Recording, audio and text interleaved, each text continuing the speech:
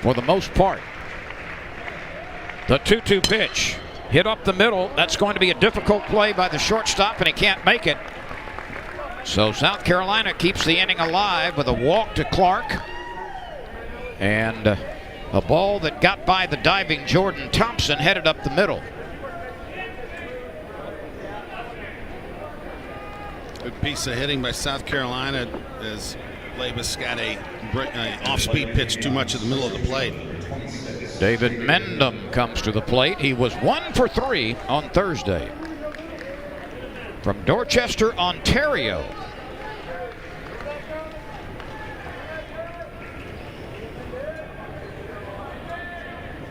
Labus struck out Brady Allen. Seitler fly to right on a diving catch by Cruz that wasn't. This ball is hit high in the air in left center field. It's going to be held up by the wind, and it's caught by the left fielder Gavin Dugas. So South Carolina puts 2 aboard in the first, but does not score as Mendham flies to left field. The Tigers will have their first at bat when we come back in a scoreless game. My body is truly powerful. I have the power to lower my A1C. Because my body can still make its own insulin. And Trulicity activates my body to release it, Lowering my blood sugar from the first dose. Once weekly Trulicity responds when my body needs it 24/7. Trulicity is for type 2 diabetes. It's not insulin. It isn't for people with type 1 diabetes. Don't take Trulicity if you're allergic to it. You or your family have medullary thyroid cancer or have multiple endocrine neoplasia syndrome type 2. Stop Trulicity and call your doctor right away if you have an allergic reaction, a lump or swelling in your neck, severe stomach pain, changes in vision, or diabetic retinopathy. Serious side effects may include pancreatitis. Taking Trulicity with sulfonylurea or insulin raises low blood sugar risk. Side effects include indigestion, fatigue, belly pain, decreased appetite, nausea, diarrhea, and vomiting, which can lead to dehydration and may worsen kidney problems. I have it within me to lower my A1C. Ask your doctor about Trulicity. South Carolina managed a couple of base runners with 2 outs in the first, but failed to score. LSU comes to the plate and is going to take its swings against Brandon Jordan, 4-2 on the year. Brandon Jordan's numbers are crazy, Lynn. He's got a 136 batting average against, which is amazing. 4 wins, 3 ERA. Look at the 66 strikeouts and 41 2/3 pitchers, 41 2/3 innings. He is the definition of a power pitcher. Fastball in the low 90s, which you would think, well, with all those strikeouts, why isn't it faster? A lot of swing and misses up in the zone. I mean, he throws that fastball up, kind of think Austin Bain if you're an LSU fan. He throws that fastball letter high, and guys just don't get on top of it. This is the way it looks for Paul Maneri's lineup. There are 3 300 hitters, including Trey Morgan at the top and Dylan Cruz behind him, and then Cade Doty also hitting 300 for the Tigers. 3 of the first 4 in the lineup are above 300 at this juncture. Pretty nice to have those 2, 3, 4 hitters for LSU. 28 home runs combined between those 3 guys in the middle of your lineup. That's a lot of juice. Trey Morgan, the freshman first baseman, will lead it off for the Tigers in purple today. LSU has had success in the course of its baseball history against South Carolina, winning 40 times, losing 29, and there has been 1 tie. The first meeting was in 1992. LSU has won 5 of the past 7 series against South Carolina, and with a win in this doubleheader, the Tigers could make that 6 of 8. 2 7-inning games today.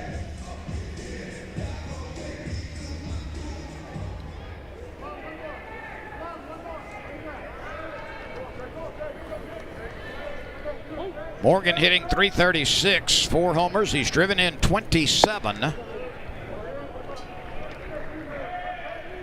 He's been one of the impact rookies in the SEC this year. He had 2 base hits on Thursday. The center fielder lines this one up and makes the catch. That's Brady Allen loping to his right. Morgan flies to center field. Now, Trey Morgan's had a fantastic season, and this young man, Dylan Cruz, that's stepping to the plate as well. I mean, where would LSU be without these 2 freshmen in their lineup? Cruz out of Longwood, Florida. He's on the mid-season Golden Spikes Award list as it gets pared down over the course of the season. And he is still on the ballot for Golden Spikes Award consideration. Cruz hitting .349. Ronnie, to capsulize his impact offensively, he's been on base in every game except one this year. 33 games played, 33 starts, and Brandon Jordan just made quick work of Dylan Cruz. 91, 91, 92, and everything was on the outer third edge of the plate, and Dylan Cruz just never got a good pitch to hit. Let's check this South Carolina team defensively. Malone and Brannon and Jordan and Mendham on the infield, or rather Khalil and Wimmer, the middle infielders. Malone and Mendham on the corners. And the outfielders are Seitler, Allen, and Eister from left to right. It's a soggy outfield, as you might imagine. The infield was covered. It's certainly in normal playing condition, but there is no standing water. And the grounds crew here literally worked around the clock to get this field playable and in decent shape. Let's go back and look at a big swing by Gavin Dugas on Thursday night. I mean, that is a no-doubter over the stands in left field. That gave LSU a 2-0 lead on Thursday night. And when that happens with Marceau on the mound, boy, that's got to be like a big, deep breath that Marceau gets. And a 2-run lead with that guy feels like 4 or 5. Dugas is one of the leading home run producers in the league. He is tops on the Tigers with 10. Cruz and the on-deck hitter Doty have 9 each. That's a lot of muscle in the middle part of the lineup. And Dugas draws a base on balls. Look at this last pitch. South Carolina thought it was a strike. Ooh. And if I was pitching, I'd want it too. I would call it a strike from here. Here's Cade Doty. South Carolina got a 2-out walk to their power hitter. Let's see if LSU can take advantage of it. That one's upstairs. Doty has started 28 games. He was on the shelf for 5 games early with a freak injury, celebrating a big moment. And Doty with 9 homers. He's driven in 36. That's 1 behind Dugas for the team lead. Doty has really developed over the course of his LSU tenure. Well, he's played shortstop in high school at Denham Springs High, and then they played him at second over here at LSU. Now he's found a home at third. Gotten much more comfortable and better defensively, and the thing about this year offensively has just been more consistent. I mean, you look up, that average has kind of been hovering around 320 for most of the year, not big highs and lows, but this year the power stroke has really taken effect for Cade Doty. He launches this one into the left field corner, and it is down as it bounces on the warning track. The runner from first is being waved around. Here's the relay throw. It's coming in on a bounce. The ball is knocked loose. LSU's Tigers lead it 1-0. It was a very good throw to the plate. Burgess could not hold on, and the ball was deflected up the first base line. The Tigers take the lead. Well, this is a good baseball play, really, on both sides. You see Doty, we talked about the power stroke. He hit it off the end of the bat a little bit, so it didn't leave the park. But with 2 outs, Nolan Cain is waving Dugas all the way. But you see the catcher tries to apply the tag with one hand. You got to go two-handed in there if you're Burgess for South Carolina. Got to bring that bare hand in to hold the glove and ball while you apply the tag. And it looked like the left shoulder of Dugas dislodged the ball from the catcher's mitt. LSU's aggressiveness with 2 outs pays dividends. Cade Beloso is on a 5-game hitting streak. He's got a teammate at third base as Doty gets credit for the double and moved up on the throw to the plate. Beloso is hitting .571 Over the last 5 games, he's 8 for 14. This is the most effective he's been offensively all year. Let's go back and look at Thursday night's blast. Well, also not known for, titanic homers or long distance home runs, a lot of wall scrapers, but this one, boy, he got into it. And I didn't even see it come down. He's been good against left-handed pitching in his career as well.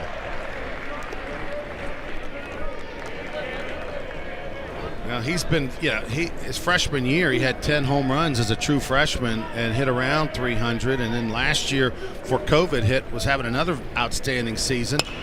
This year, off to a slow start, but I always thought, while people were wondering what was going on with Cade Beloso, I'm like, he's fine. If you watch his at-bats and not the box score, he had so many hard outs. He had a lot of line drives, a lot of hard ground balls, and just had terrible baseball fortune. And I think now things are just starting to work themselves out for him.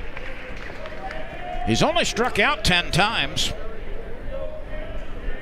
That's the fewest number among the regulars for LSU, just as I talked about that. You put the jinx on him. You put the word on the mouth on him. He goes down on strikes. But LSU on one base hit collects a run as Gavin Dugas scores from first base.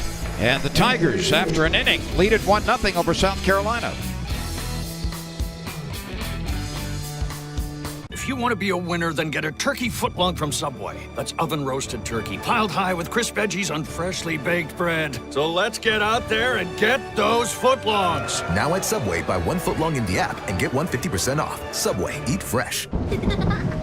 You have Cox Home Life, so you could see what triggered the porch light. But you're not thinking about that.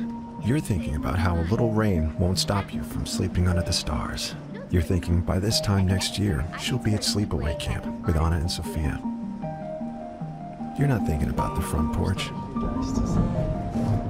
Well, maybe just a little.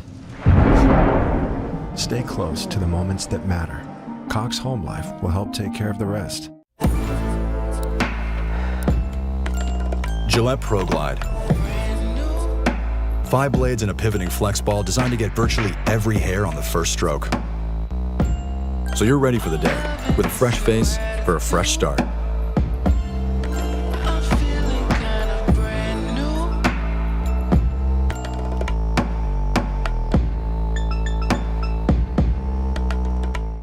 For a limited time, get a 5th cartridge free.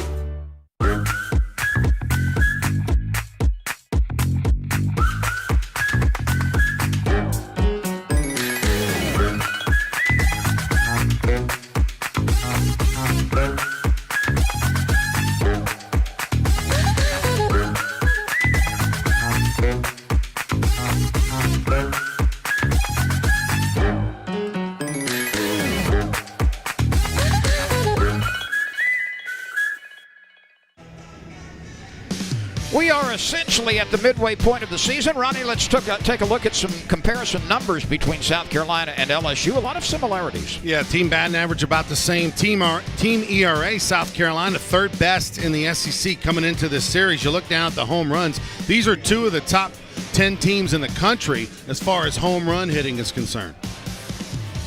That team ERA of 4 and about a third for LSU is a bit surprising. Tigers thought they would be pitching a lot better than that. There have been some reasons for that high ERA, especially some bullpen work that was not very good earlier in the season. Yeah, early on, and also Jaden Hill was disappointing before his injury, which took him out for the year. He was, Paul Maneri was saying about this staff, he thought 1 through 15 might be the best pitching staff he's had in his tenure at LSU, and it didn't look like it early on. It's starting to settle in right now.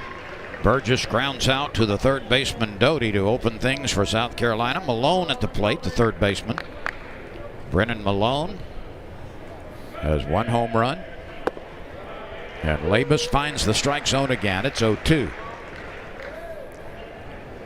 Labus, even since he was a freshman, Lynn, just has tremendous poise on the mound, doesn't get too excited, emotional. You can't tell whether he struck a guy out or a guy hit a homer off of him. He just kind of rocks and fires, and there's a fantastic wipeout slider when he got ahead in the count 0-2. Malone is now 0 for 5 in the series. 2 quick outs. Let's watch this pitch. This is a great 0-2 pitch because it's a ball, clearly, but it starts off close enough to where the hitter has to expand the zone to protect. Braylon Wimmer, the second baseman, is at the plate with 2 gone. Labus working quickly and throwing strikes in the second. Wimmer was hitless in 3 at-bats on Thursday out of Yukon, Oklahoma. He's been good down in the bottom part of the order, hitting nearly 300. You mentioned the composure, the characteristic of Labus. That face expression never changes. Very little movement in the windup, and misses wide. Yeah, we zoomed in on him after he had that punch out on 3 pitches to start the inning, and he wasn't impressed, was he? Internally, perhaps, but not externally. That's lined into right field, a clean base hit. Wimmer waited and recognized the off-speed pitch. That was a fantastic approach by Wimmer. Down in the count, 1 ball, 2 strike. He was sitting off speed, went the other way with it, didn't try to do too much. He's got 10 doubles, which is tied for 3rd in the SEC with Trey Morgan of LSU, so he's having a fantastic year. Shortstop George Khalil is at the plate right now. He did not play on Thursday. And the throwback is pretty close. Stravinsky bounced it over to Trey Morgan, but Trey captured it, and that was a very close play on Wimmer getting back to first base. You see Stravinsky saying my bad right there because they had him. If he makes an accurate throw, he's out, but he bounced it, and it was still close. Well, I said Khalil did not play on Thursday. That's an error on my part. He was the starter as Stravinsky airmails that one well by the bag, and it winds up in center field, and Wimmer winds up at third after stealing second base and then moving up on an errant throw. Stravinsky looked a little off balance right here. Watch the catcher. He went with that knee-down approach with a runner at first base. To me, that's a little too casual and also takes a little too much time for you to get up and make a throw. Stravinsky has nailed 1 of 8 base stealers this year. LSU's got him in the ball game for the opportunity to hit one out of the ballpark. Stravinsky's got 4 homers on the year, and right now they're trying to figure out the catch in rotation, but he's in there to run it out the yard. A 1-2 pitch, a little bit off the mark to Khalil, who was 0 for 4 on Thursday night. Mother Nature was the winner last night. 2 7-inning games coming your way on the SEC ESPN network. Thank you for making us part of your Saturday afternoon. 2-2 pitch, high and away.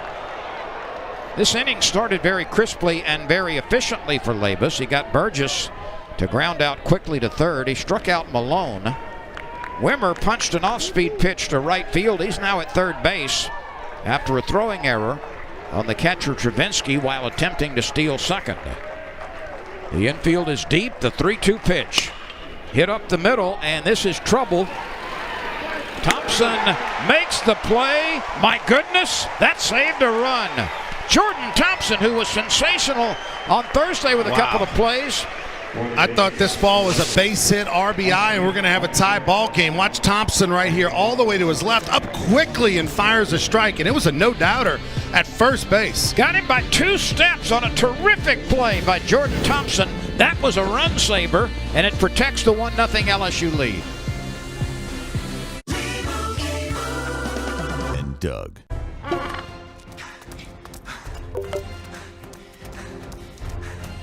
Excuse me, ma'am. Did you know that Liberty Mutual customizes your car insurance so you only pay for what you need? Thank you.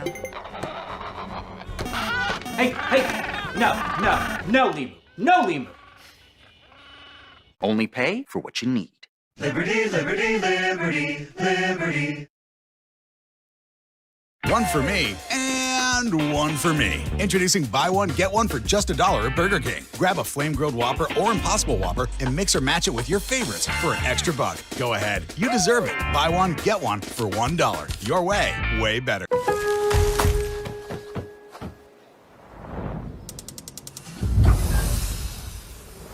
Experience all the deals at Lowe's SpringFest, in-store and online. Home to any budget, home to any possibility. I'll be right back. With moderate to severe Crohn's disease, I was there. Just not always where I needed to be. Is she all right? I hope so. So I talked to my doctor about Humira. I learned Humira is for people who still have symptoms of Crohn's disease after trying other medications. The majority of people on Humira saw significant symptom relief in as little as 4 weeks, and many achieved remission that can last. Humira can lower your ability to fight infections. Serious and sometimes fatal infections, including tuberculosis and cancers, including lymphoma, have happened, as have blood, liver, and nervous system problems, serious allergic reactions, and new or worsening heart failure. Tell your doctor if you've been to areas where certain fungal infections are common, and if you've had TB, hepatitis B, are prone to infections, or have flu-like symptoms or sores. Don't start Humira if you have an infection. Be there for you and them. Ask your gastroenterologist about Humira. With Humira, remission is possible. Welcome back, everyone. We play in the bottom of the second inning. Remember, we have 2 7-inning games today for you on the SEC ESPN network. And here's Jordan Thompson, who just made a very fine play to keep South Carolina from tying this game in the top of the inning. Thompson out of Chula Vista, California, a first-year Tiger, hitting .291, 5 homers, most of those coming very early. DiGiacomo and Travinski will follow.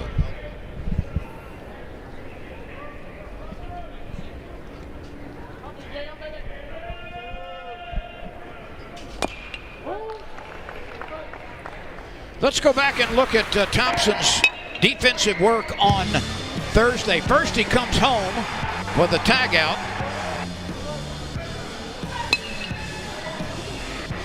And Ronnie, this one mimicked the one we just saw. Yeah, that looked just like it, except the one today was even better because he threw a bullet strike in the air to first base. You know, Paul Maneri talking about that first one, that ground ball to Jordan Thompson where he went home with it. LSU was not playing the infield in. He was playing middle back. And it was kind of they were giving up the run. LSU had a 2-0 lead. They wanted him to just throw it the first for the out. But he had the moxie to believe in himself to go home with it.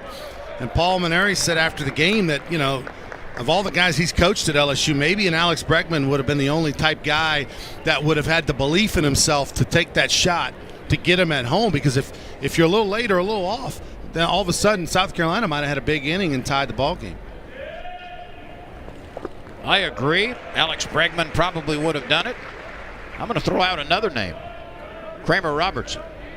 Well, I think there's a few shortstops in Paul Maneri's tenure that had some moxie, and that's Austin Nola being one of them as well. And when they won that national championship in 2009, when he was a freshman playing shortstop, but he just threw out his name. But you're right, they've had a number of players that had belief in themselves. But that was a giant play at the time on Thursday. That 2-0 lead's a lot different than 2-1. Here's the 2-2 pitch coming to Jordan Thompson, the first hitter in the bottom of the second for the Tigers. That's a little bit tight. Congratulations to former LSU Tiger Alex Lang, called up to the major leagues a couple of days ago by the Detroit Tigers. He was a first-round draft pick in 2017 by the Chicago Cubs. One of 10 30-game winners during his career at LSU, and the 20th LSU player under Paul Maneri to reach the major leagues. Alex Lang's second all-time in strikeouts at LSU behind Scott Schultz. You know, when Coach Bertman was in the coach, I remember my freshman year, he looked around the locker room and said, "Hey guys, listen, only one of you here is going to play in the big leagues. Law of averages say only one of you." He wasn't looking at you when he was speaking, right? He was saying you got to go to class, so because you're going to be going to get a real job. You're not going to play in the big leagues. As it turned out, he was wrong. I think I was the only one who didn't play in the big leagues off that team, but LSU's had, I think, 70 players or something like that since 1984 that have gotten to the big leagues between Paul Mainieri and Skip Bertman. It's just an incredible number. Thompson at first base after drawing the walk. He is 4 for 4 on the base paths this year. Burgess has a pretty nice record throwing out runners. He has nailed 11 of 28 on the base paths. That's almost 40%. Time is called. We'll have a conversation on the mound. So you kind of approached what was going to be our trivia quiz between us this year. So I'll go ahead and finish the quiz right now. 20 players under Paul Mainieri have made it to the major leagues. How many former Tigers all time have made it to the major leagues? You were pretty close in your first estimate. Yeah, around 79, 80. Real close. 78. 78, yeah. But I mean, think about it. Those, I don't know exactly the numbers of Coach Bertman's, but somewhere around 70 guys that he had go to the big leagues in his time. I'm sorry, 50 guys that he had in the big leagues in his time at LSU from 84 to 2001. But the previous history of LSU baseball, the previous 80 years or whatever, you only had about 8 guys. And so that's... Alvin Dark was one of the early ones. Joe Adcock. I think Alvin Dark might have been the first. DiGiacomo lets that pass. Giovanni was 0 for 4 on Thursday. Hitting .259. This is only his 9th start. He's been in the boneyard for most of the season with a severely pulled hamstring the first week of the year.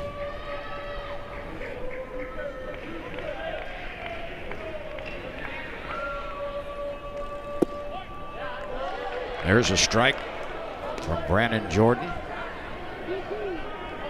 LSU rallied with 2 outs and nobody on base in the first. Dugas drew a walk. Doty doubled him home. Runner on the move.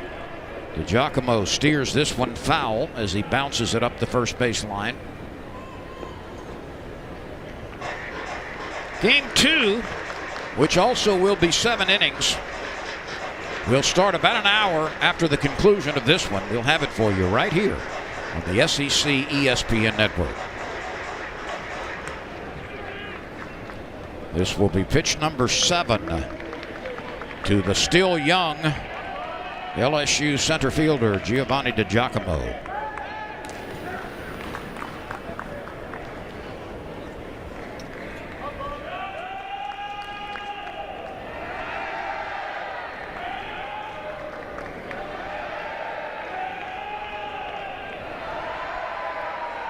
Runner on the move. DiGiacomo spoils that pitch.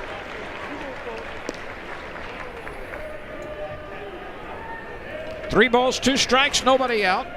Jordan Thompson coaxed a walk out of Brandon Jordan. He's at first base.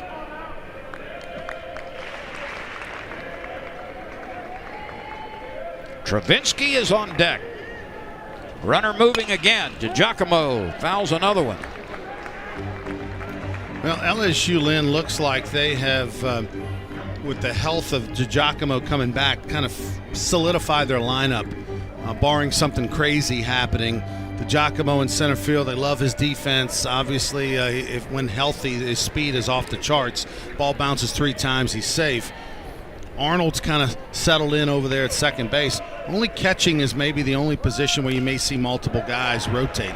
DiGiacomo continues to spoil pitches, and that one might have bounced off the forearm of the catcher Burgess.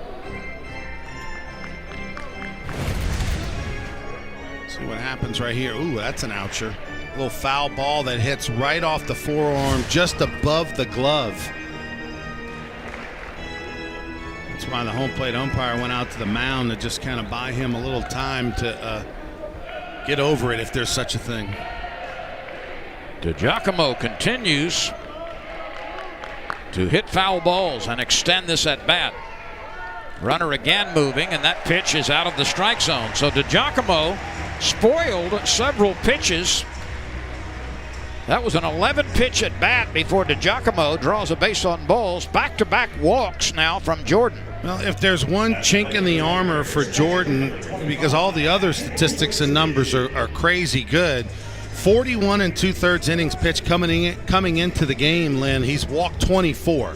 So that is, a little high for the innings pitched. And other than that, nobody hits him. He strikes everybody out. But the walks have been an issue at times. Hayden Travinski is hitting .375 this year with runners in scoring position. He's .250 on the season. And that bounces in. The Tigers have Jordan Thompson and Giovanni DiGiacomo on base, courtesy of walks by Jordan.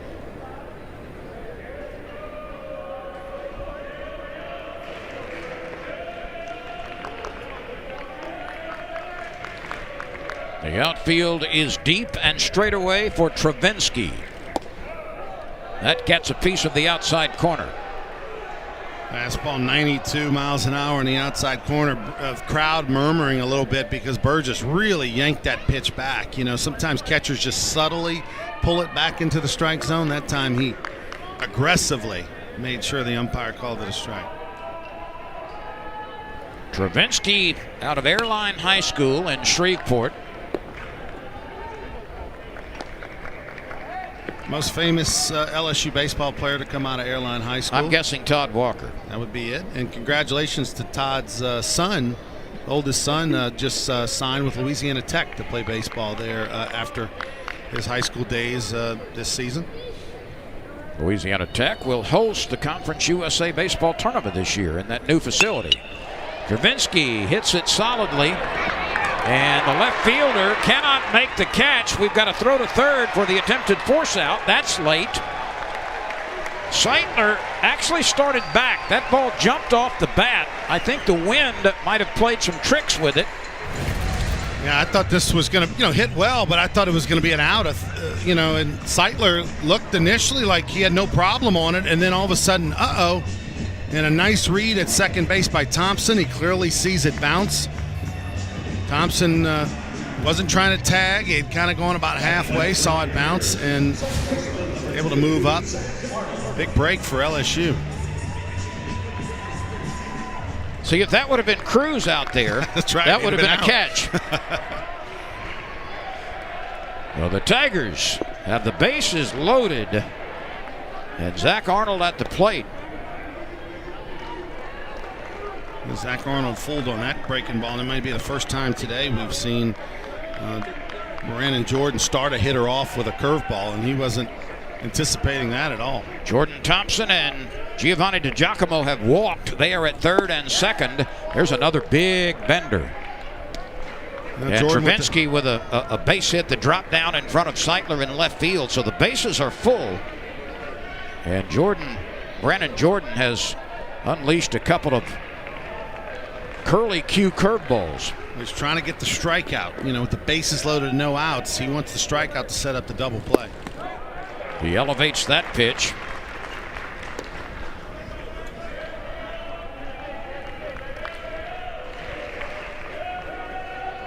Zach Arnold was 0 for 4 on Thursday.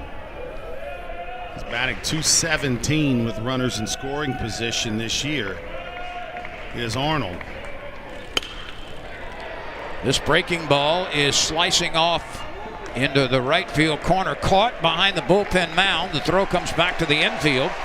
So the sacrifice fly by Zach Arnold gives LSU a 2-0 lead. Arnold battled up there after falling behind 0-2 and eventually produces the RBI. Boy, how about the bottom of the lineup for LSU? 6, 7, and 8, and 9. Getting it done. 2 walks, a single, and now a sacrifice fly.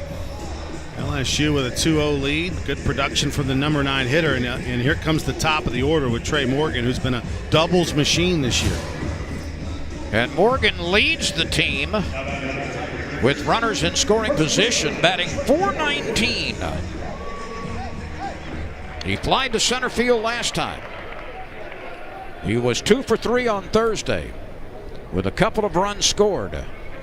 Here's Drew Bianco is coming in to run for Travinski. That means LSU is going to make a change at catcher. Look for Alex Milazzo to move in there for defensive purposes. LSU with the lead. They want to get some defense in there. And so Drew Bianco now running.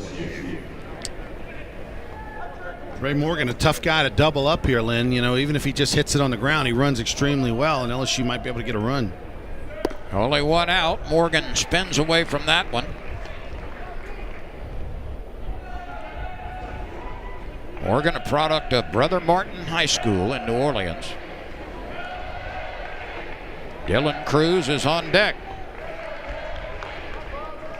Thompson has scored in the inning. Tigers are on the corners with one away.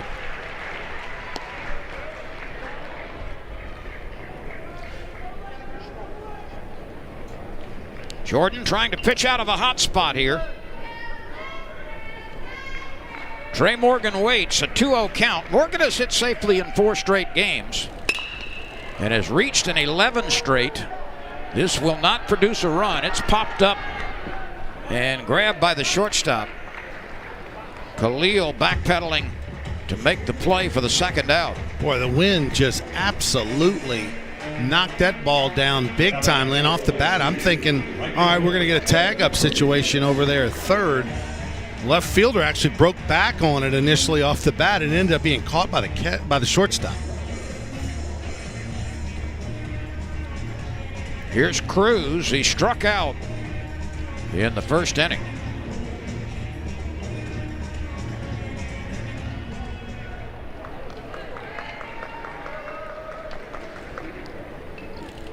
DiGiacomo is at third base. Bianco, the pinch runner, is at first. Brandon Jordan works the breaking pitch over to Cruz. But Cruz has got his head spinning right now. He saw 3 fastballs, struck out on 3 pitches his first time up. So now he goes up there looking for the heater and gets a breaking ball. Allen backing up and makes the catch as he hurried back into right center field and made the catch a couple of steps in front of the dirt. But the LSU Tigers pick up a run on a sacrifice fly by Zach Arnold as Jordan Thompson crosses the plate. And after 2 innings, it's 2-0 Tigers. Introducing Amazon Halo, a brand new way to help you measure, track, and improve your health every day. Halo takes activity tracking a step further. Sees what a scale can't. Helps you improve your sleep. Shows you what other people hear. And provides expert-backed guidance to turn your data into results. Because we believe that the better you understand your health, the more you can do to improve it. This year, we're all just trying to stay afloat. Easy setup makes small business life a little smoother.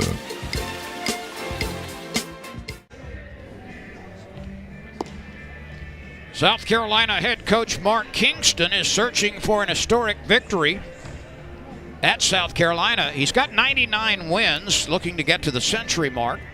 99 and 58 overall at South Carolina. Former head coach at South Florida and Illinois State. And of course, he was the skipper when South Carolina in 2018 made it to the NCAA Super Regional.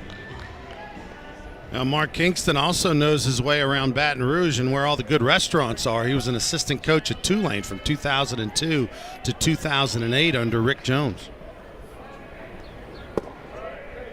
Louisiana Sports Hall of Famer Rick Jones.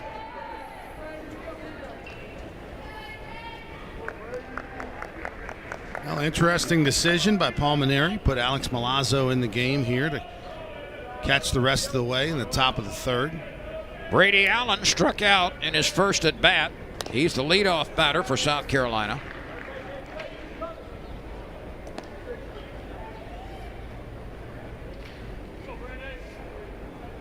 Nine home runs at the top of the order for Allen. There's Milazzo. You see the little wire coming off the back of him in that little black pack. He's actually listening to the pitching coach in the dugout. As if catchers don't already have enough equipment to worry about. I mean, he's got the listening device. He's got the wristband on his left arm. You see Alan Dunn right there operating a walkie-talkie. I mean, there's just so many things going on. That's the backup plan, is that wristband in case all of a sudden communication stops. Jordan Thompson transfers, throws. He gets his man. Now, Lynn, you were a catcher growing up and playing at Bolton High School. Could you imagine you having a earpiece in your catcher's gear? Let's watch this play first. A nice charge and transfer by Jordan Thompson. I have a difficult time turning on my cell phone, much less keeping up with information from the dugout in some sort of radio apparatus. It just seems like the other team could maybe hack it, right? I mean, they could get somebody over in that other dugout to hack in and listen to what which pitches are coming. That was a first offering off-speed pitch to Seitler. Seitler is the guy who hit the fly ball down in the right field corner that was caught by Cruz, even though it clearly hit the grass before he was able to trap it. South Carolina did not object to that call, which most certainly would have been turned over in South Carolina's favor. I'm really surprised because I understand if you're South Carolina in that third base dugout, it might be hard to see, but you've got a coach over down the first. Look at the first base coach for South Carolina. He's looking right at the play, and how he doesn't possibly say, "Hey, I'm not sure. Maybe you don't see him catch it or trap it, but at least say, hey, coach, it's worth taking another look." And Mark Kingston should come out and challenge that play.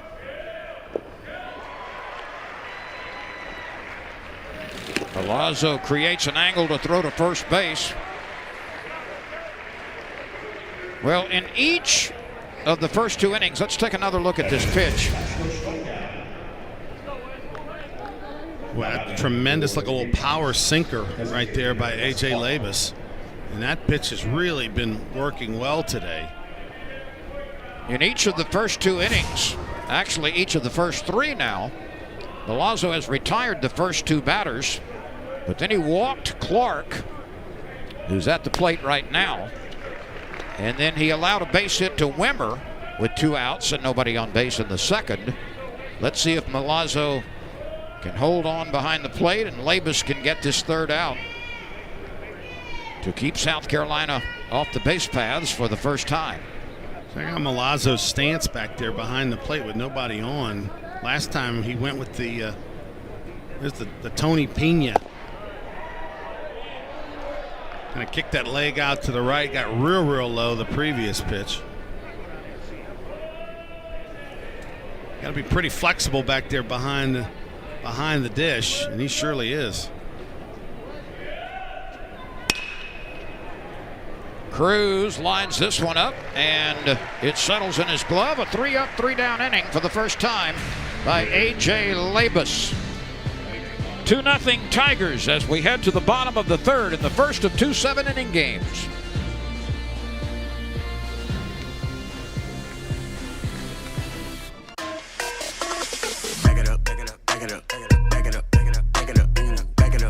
Every time I eat stuffed crust from Pizza Hut, I play this song. But watch what happens when I play it backwards. Eat original stuffed crust backwards. What did you say, Record? 3 toppings, just $11.99. Amazing. The original stuffed crust, just $11.99. Only from Pizza Hut. No one out Pizza Hut. No one.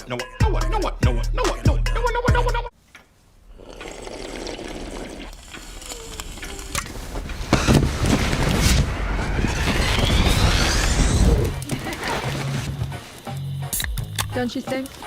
Definitely.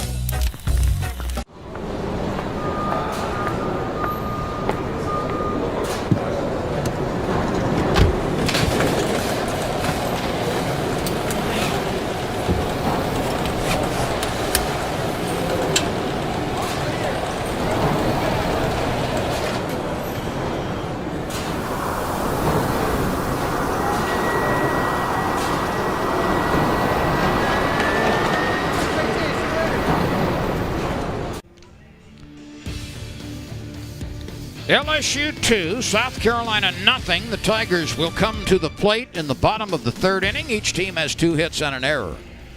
With Ronnie Rance, I'm Lynn Rollins. Thank you for spending some time with us today. And don't forget, we've got another game coming your way about an hour following the conclusion of this one. Today is a ginormous day for ginormous.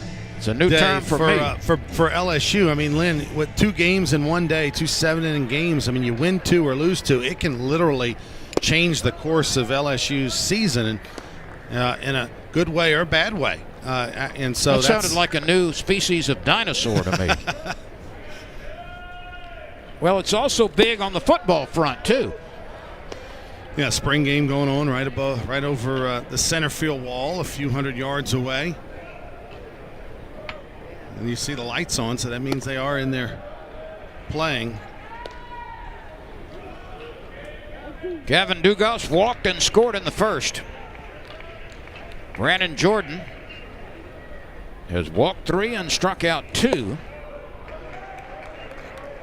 He's not close with that 1-2 pitch. That levels the count. Doty and Beloso will follow. A breaking pitch is hammered by the third base coach. You know, till about the mid-'90s, the SEC used to play doubleheaders on Saturday and a single game on Sunday. And they were actually instead of 2 7s, it was a 9 and a 7. And boy, that's a wicked breaking ball by Jordan. And Coach Bertman used to always say, you know, that the team that can double, triple, quadruple its concentration for 6 hours today is going to win the matchup. And it's a long day today at the ballpark, hour in between games at least. And so it's all about focusing and locking in. Whichever team does that best is going to potentially sweep the doubleheader today. There's another bender, but it's off the mark to Doty. He had an RBI double in the first.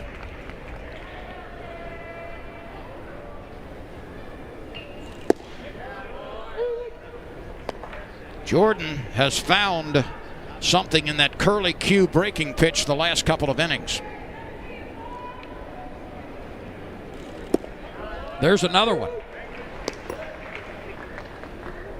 His windup is very similar to that of A.J. Labus. Just kind of kick back in the chair and just nice and easy, right? You know, the fastball, that was 91. That fastball looks faster than it is, and that goes back to the scouting report on Jordan, which is he stays on plane and a lot longer through the zone. It's a swing and miss fastball.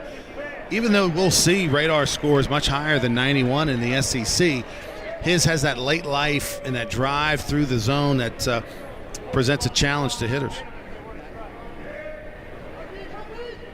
The 3-2 pitch. Lifted out of play.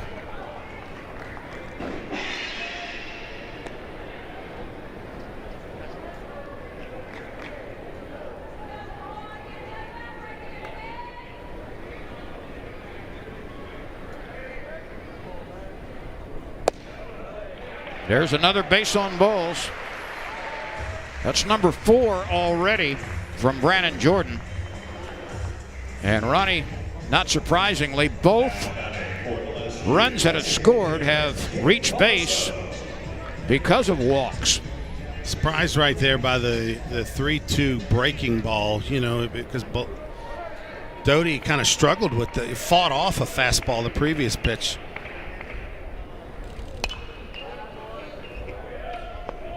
So that's 25, 26, 27, 28 walks now for Brandon Jordan. Statistically, that's been the only rust on his record. But he walked Dugas with 2 outs in the first, and Dugas later scored. He walked Thompson to start the second, and Thompson scored. He has walked DeGiacomo. He also has walked Doty here with 1 out in the third. You know, somebody would say, well, what's the big deal, you know, with high walks? Because opponents were only batting 137 against him coming in, so it's kind of a trade-off, right? But for whatever reason, baseball just doesn't work that way. Walks come around to hurt you more than base hits. It just is it's a fact, and we've seen it in this ball game today. Pitchers getting in trouble with walks and either pitching out of it or giving up runs. It's harder for a team to get, say, 3 hits in an inning than it is for a walk or 2 and then a base hit. Next thing you know, you've allowed a run. Beloso lifts this one up the elevator shaft of the infield. And it's grabbed by second baseman Wimmer. There's the second out. So Doty remains at first with 2 gone.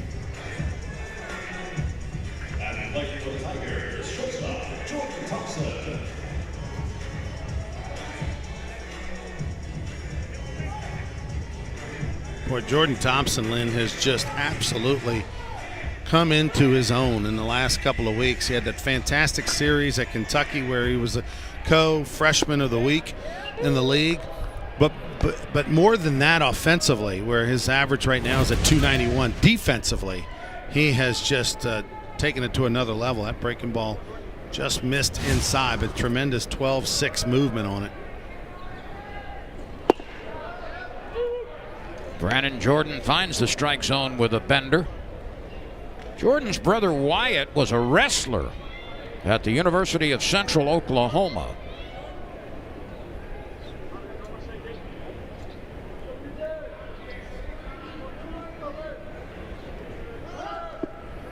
Runner is on the move, and he'll make it without a throw.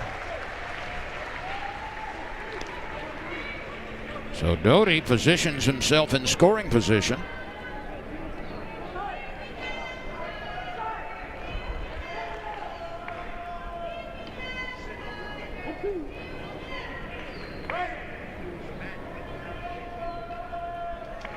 I don't believe Doty has stolen many bases this year. In fact, that's his first. Oh, that's hard to believe. 1 for 1. Doty has started 28 games this year. That was his first attempt. Plays on the infield and having a great year offensively, batting well over 300, and he's only stolen 1 bag. 2 runs, 2 hits for the Tigers. No runs, 2 hits for the Gamecocks. There will have to be a play at first base, and there is. Jordan Thompson strikes out to end the inning. Doty is left at second base. We go to the 4th in the first of 2 7-inning games. 2-0 LSU.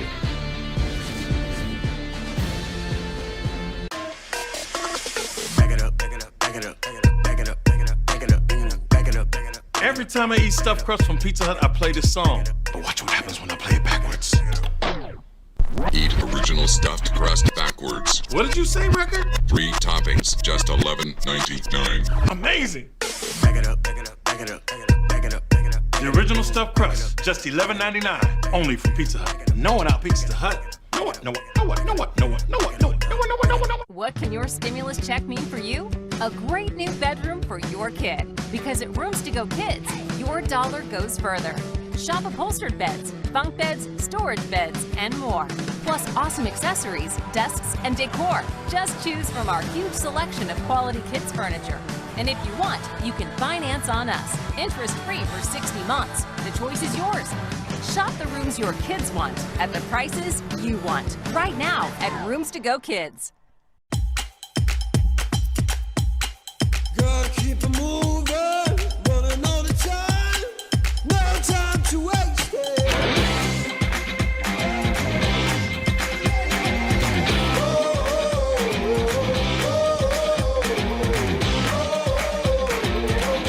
If you do what feels right, then own your style. Philips One Blade, your style made simple. There's always a way to make life better. Philips. LSU got a run in the first and a run in the second and leads in the 4th by a 2-0 score. With Ronnie Rance, I'm Len Rollins. Ronnie, take a look at these numbers. Major League Baseball opening day rosters, where did most of the players come from? Well, nearly half from 4-year colleges, about a quarter from high school, about a quarter of the Major League Baseball population is international, and 2-year college is only 5%. Yeah, that's pretty impressive. You know, that's a tremendous recruiting tool for Nolan Kane, LSU's recruit coordinator, and all the recruiting coaches in the SEC is, hey, look at the statistics, man. 4-year colleges, pros are loving it. Jordan Thompson makes a wide throw, but Trey Morgan turns into Spider-Man and grabs it over at first base. Eister is retired. Another amazing play by Jordan Thompson. Just again, and again. This time to throw a little wide, but Trey Morgan, stretch man over there at first base, no problem. I wonder if he does yoga. Well, he did right there. Those are two freshmen. That Thompson at short and Morgan at first. The future extremely bright for LSU baseball, position player-wise. That was only the 45th pitch by Labus here in this game, so he's been economical for the most part.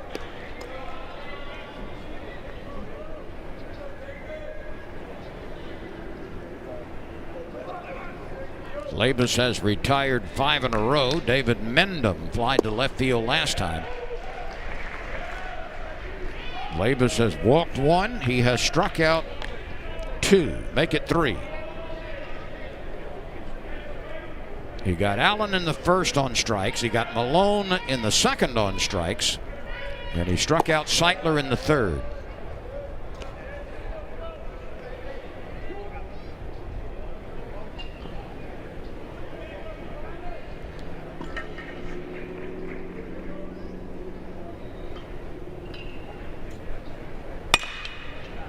DeGiacomo coming on, can't get there. He wisely let it bounce in front of him instead of trying to make a diving catch, and Mendham has a solid base hit to center.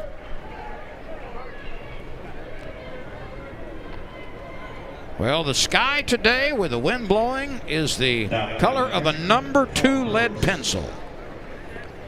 Remember those from your elementary school days? The ACT, right, when you had to bubble in the answers. You were taking the ACT as an elementary school kid? Well, I remember it, no. But I remember it from my high school days, taking the ACT. Now, I don't know if that was the number 2 lead pencil. I'm talking about the big one. Yeah. You know, when you were a little kid, that oversized pencil. You know what? Now that you reminded me, maybe that's why my ACT score was a little lower than I wanted it to be. I used a number 1 pencil. Oh, no wonder. That's probably what happened. That's 10 points off right there. You remember the Big Chief tablets? I do not. No, you don't, but they had bumps in them. I mean, it was rough paper. And they had the little blue lines that were about 2 inches apart. Mm-hmm. So when you were a kid learning how to print or write in cursive, you had bigger boundary to work with. And that's coming back to me now. I'm starting to remember that. Good. I promise you there are some moms and dads and grandmothers and grandfathers nodding their heads. Yeah, I remember that one. I remember that. Ah, the things that kids miss these days with all computers, the electronics, right? If you had stock in number 2 pencil company, you're struggling a little bit right now because of computers. I am told that cursive writing is not even taught in schools anymore, or a lot of it. Burgess at the plate. He grounded out to third last time.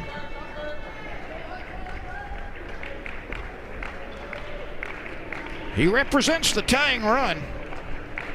We're in the 4th of a 7-inning game.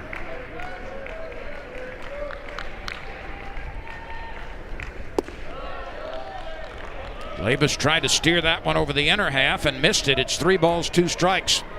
Let's watch Mendham at first base with 1 out. He's only attempted 1 stolen base, and he was unsuccessful.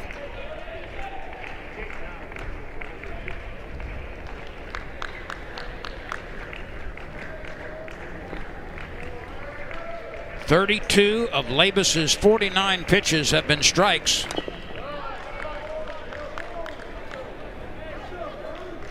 Marceau was over the plate 70% of the time on Thursday in that 12 strikeout performance over the course of 7 innings.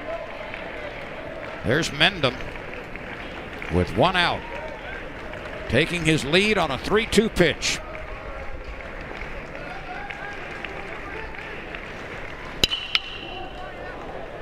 That is hooking foul beyond the bullpen mound on the left side. A well-struck ball, but yanked foul.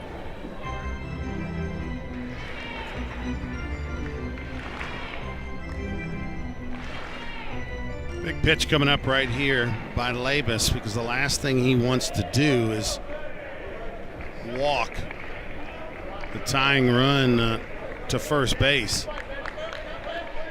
Much rather see Burgess hit this ball in the air with the wind blowing in. Burgess chokes up a bit. Labus delivers. Dylan Cruz should have a play in right field, and he does. There is the second out. And Brennan Malone comes to the plate. He struck out in the second inning. That's what Labus is able to do. See, that fastball was only 88 miles an hour, but it's in a good spot, and he has the ability to just throw it in there. You know, don't take the walk, challenge the hitter, and most of the time they're going to get themselves out. Malone was selected in the 28th round of the 2019 Major League Baseball draft. And he hooks this one into the stands on the left side.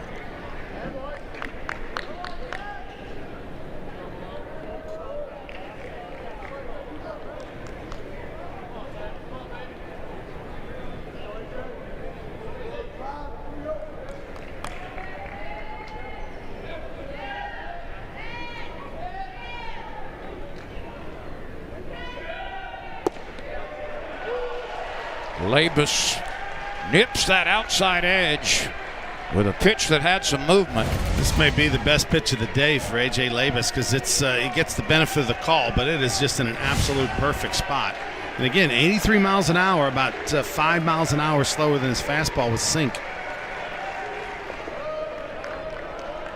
Malone is a very highly rated player, but he's off to a slow start offensively this year.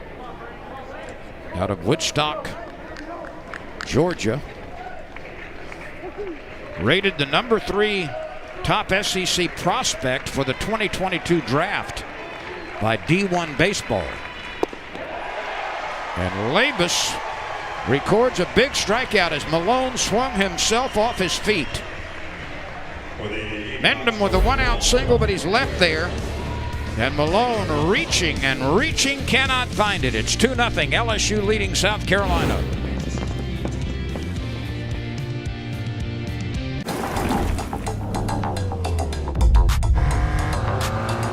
Take it wherever, with whoever.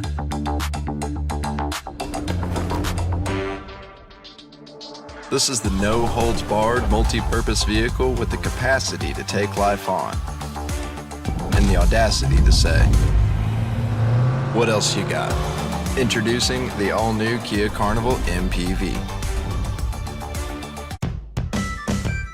A tootie-ta, a tootie-ta, a tootie-ta-ta. A tootie-ta, a tootie-ta, a tootie-ta-ta. Thumbs up, thumbs up. Elbows back, elbows back. A tootie-ta, a tootie-ta, a tootie-ta-ta. Not the best sing-along. At least you can watch it on the best. Thumbs up, elbows back. Cox Internet, #1 for streaming video, according to Nielsen data. Gotta keep it moving, running all the time, no time to waste it.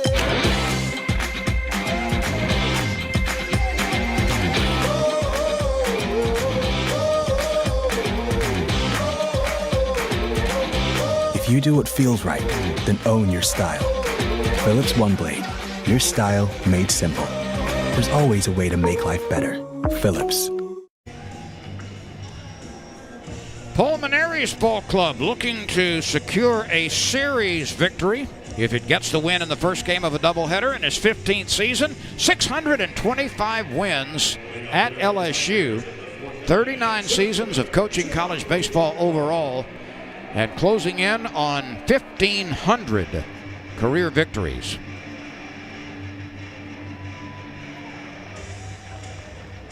DiGiacomo, Travinski, and Arnold, or I should say DiGiacomo, Milazzo, and Arnold for the Tigers here in the bottom of the 4th.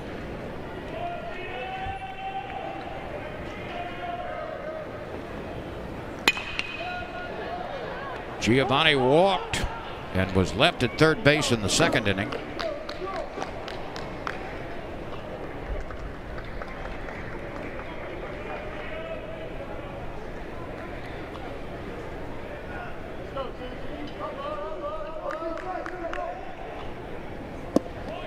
That's a strike over the outside part of the plate. Well, when Jordan is locked in, Lynn, he is outstanding. Fastball comes way over the top, creates tremendous angle towards the hitter. He has struck out 4, 2 in the first inning and 2 in the third. He has walked 4, 1 in the first, 2 in the second, and 1 in the third. Well, that was a nice one. Pulled the string on that 80-mile-an-hour breaking ball. The walks have been the problem. That's the only reason LSU's got 2 runs in this game. But when he is on, it is good stuff. You can see why he came into the ball game. Brandon Jordan did with 66 Ks and 41 2/3 innings. Here's Milazzo making his first at bat after coming in defensively last inning.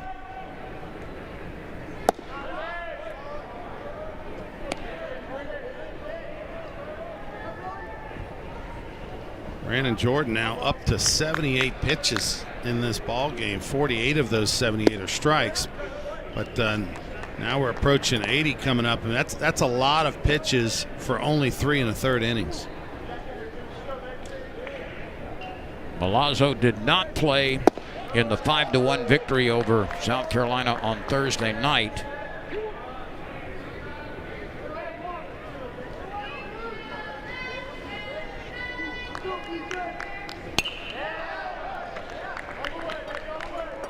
That levels the count. 2 balls, 2 strikes, 1 out, nobody on base.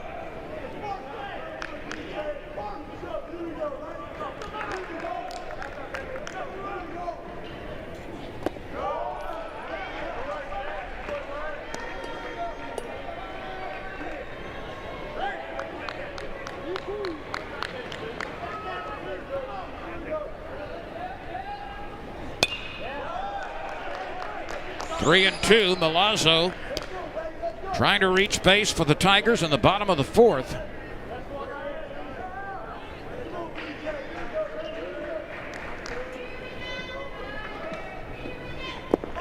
And he does so. That is walk. Wow. Number 5.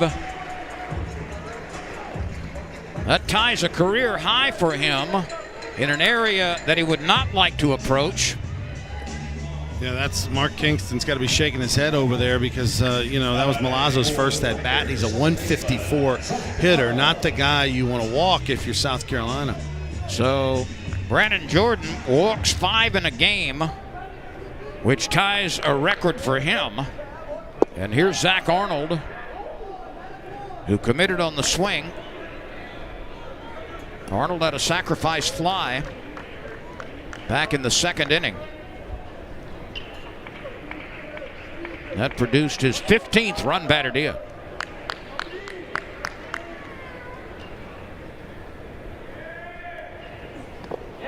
Another check swing strike.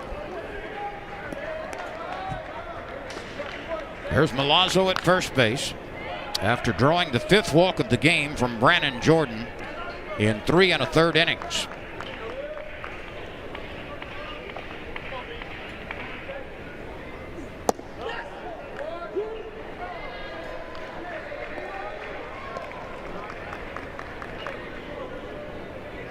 That's first base umpire Michael Banks ruling in Arnold's favor on another check swing.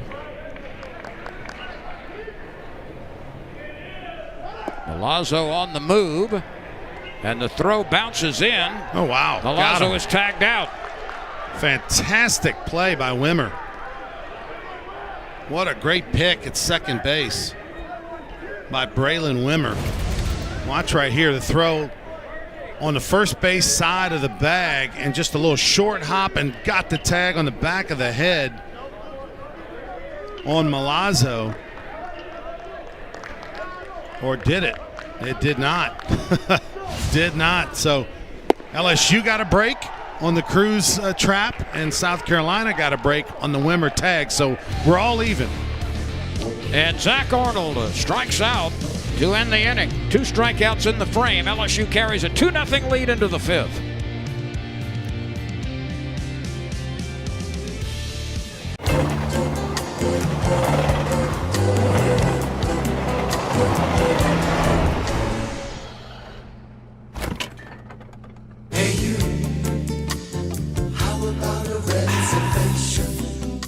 New Glad with Clorox keeps all your trash all under control. Even when your kitchen isn't. And when it's all under control, it's all clean. It's all Glad. Who is USAA made for? It's made for him, a veteran who honorably served. And it's made for her. She's serving now. We also made USAA for military spouses and their kids. Become a member. Get an insurance quote today.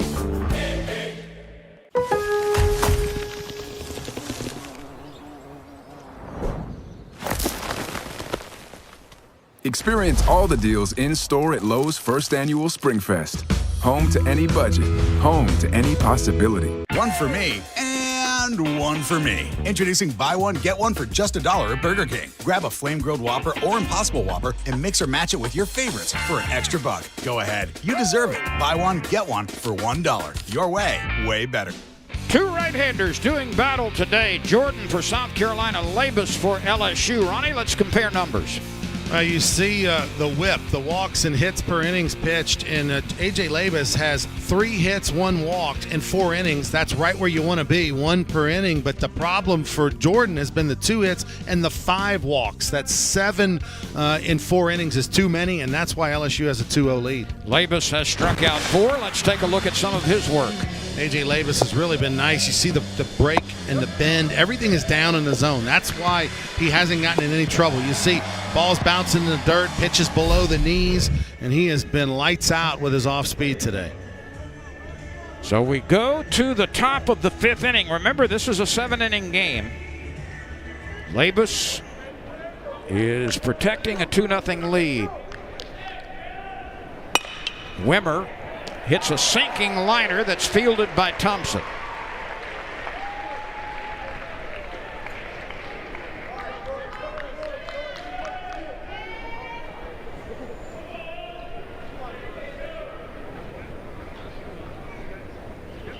So 1 gone quickly in the 5th. Here's George Khalil, who was robbed of a base hit and an RBI on a tremendous play by Jordan Thompson, roaming far to his left, diving for a ball, getting up and throwing the runner out at first base. That came in the 2nd inning, and it protected a run. Labus working here. Steve right. And for the first time, we have some bullpen activity for South Carolina. Just a little bit of tossing down there.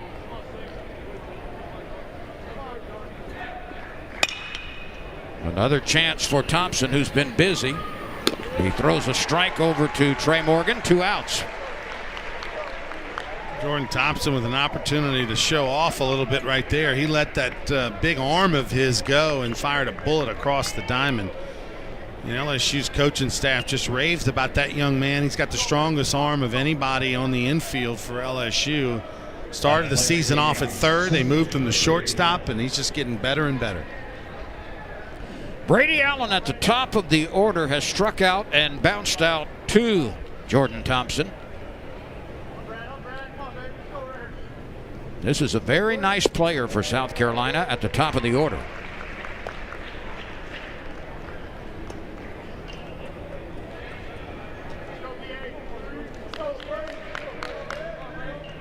Brady Allen, 1 of 2 Gamecocks with 10 doubles on the season.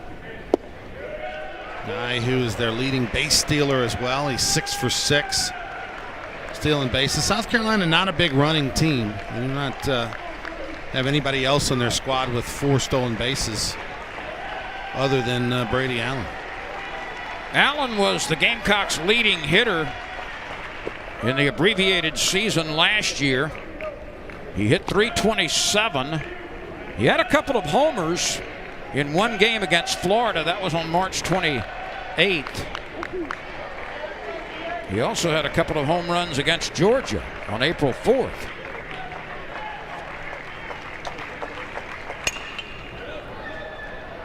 Dylan Cruz on the run, crosses into foul territory. He's got it. 8 pitches for Labus in a very economical 5th inning. It's the second time he has retired the Gamecocks in order, and we go to the bottom of the 5th. LSU 2, South Carolina nothing.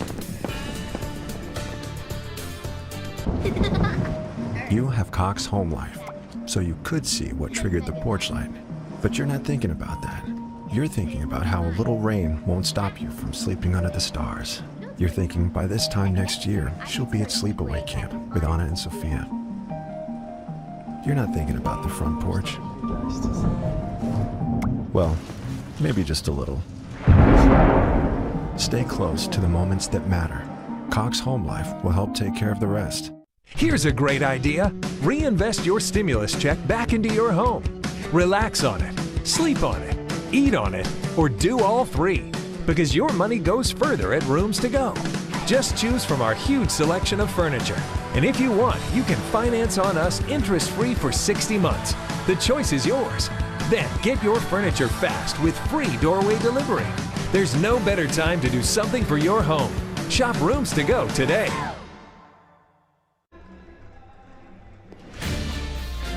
South Carolina has 3 hits. LSU has 2. But the Tigers were able to take advantage of some walks in the first and second innings. Brandon Jordan has walked 5. He has struck out 6. He's been effective, but those bases on balls have been troublesome.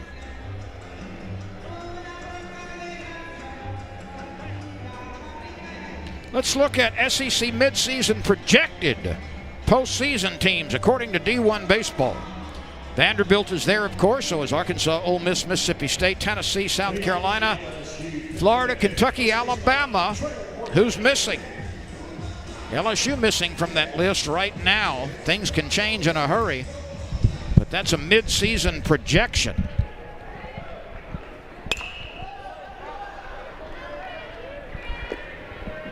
Trey Morgan has flied to center. He has popped up to the shortstop. He's got a 4-game hitting streak on the line. He also has reached base in 11 consecutive games.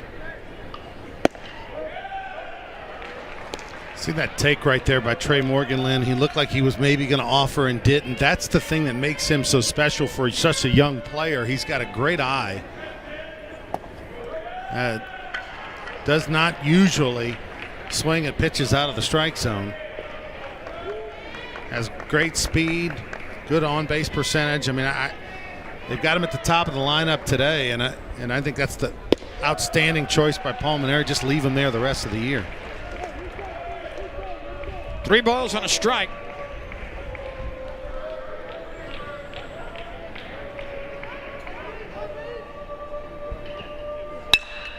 Morgan likes that 3-1 pitch and drives it solidly to center field. That extends his hitting streak to 5, and it extends his on-base run to 12. Exactly what you're supposed to do with a 3-1 count, right? He was sitting dead red all the way, started early, got the pitch up in the zone, and that's how you attack a 3-1 offering. Now Cruz, who's made his mark defensively but is 0 for 2 in this game. He has struck out and flied to center. He hit the ball well last time.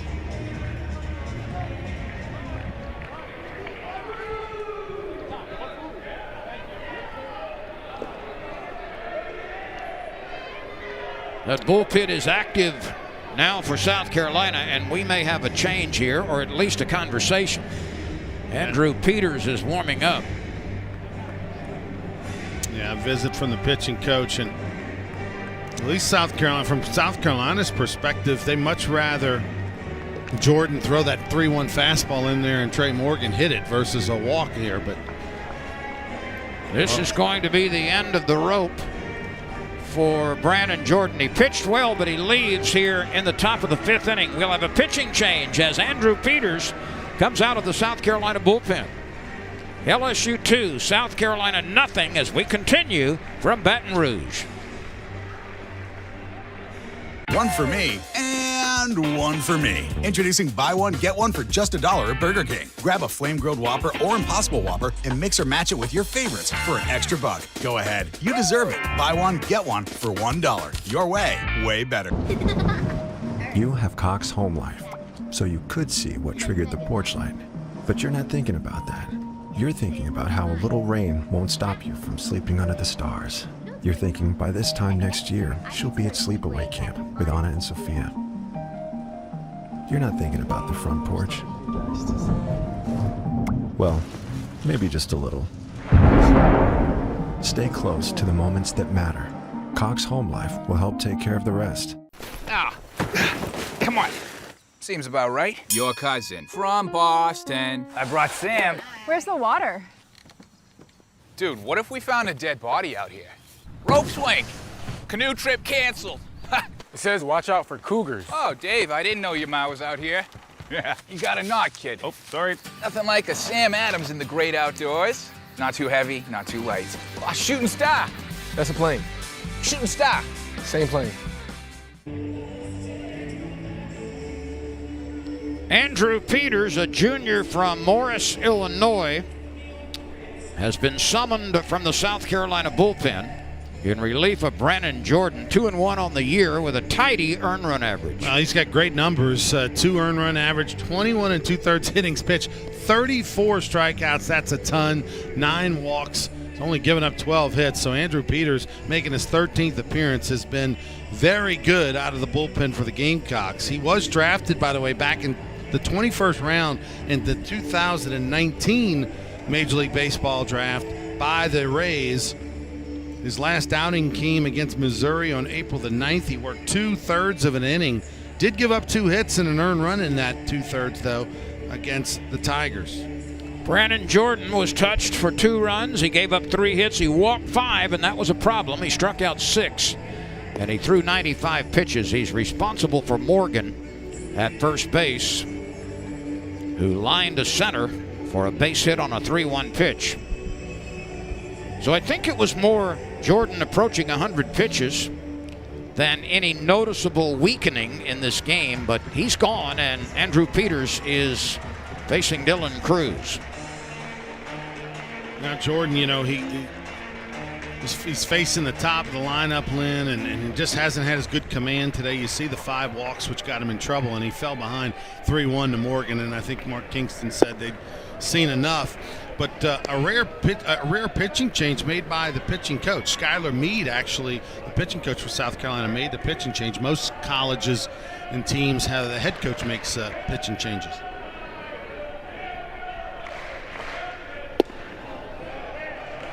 Two balls and no strikes to the freshman right fielder Dylan Cruz. Ooh, Peters had a long look in there. He didn't like that call. He thought he had a fastball strike. But Ronnie Teague's opinion is the only one that matters, the home plate umpire.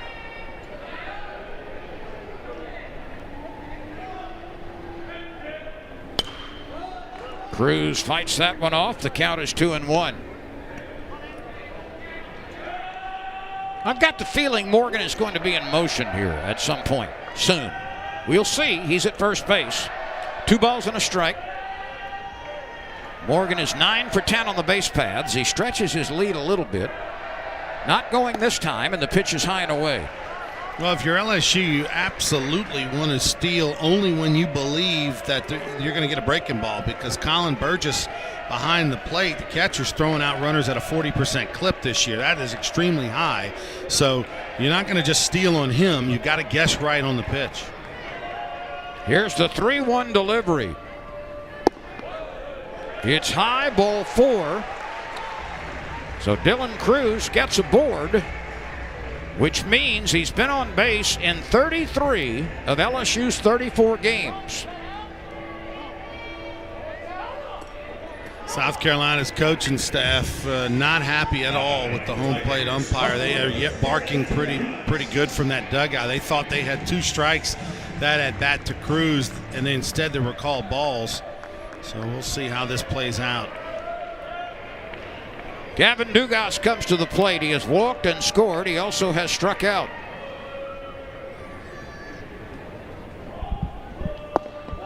A breaking pitch dives in for a strike.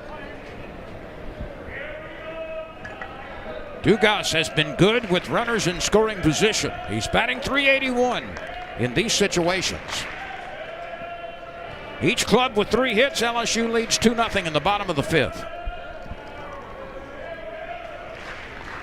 It went LSU's way in game 1 on Thursday. It was a 5-1 final. And a check swing was called a strike. Let's see, take a look from the side and ooh. Flip a coin. That is truly the definition of flip a coin right there. I don't think he went, Lynn. I mean, he got right up to the line, but I don't know that he broke the plane of the plate or his wrists. But it was close.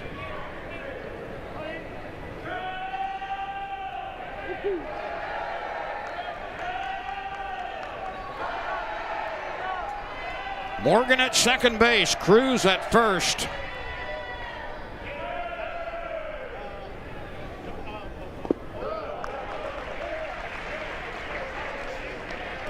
Peters trying to find the range on that breaking ball to go along with that electric 95-mile-an-hour fastball.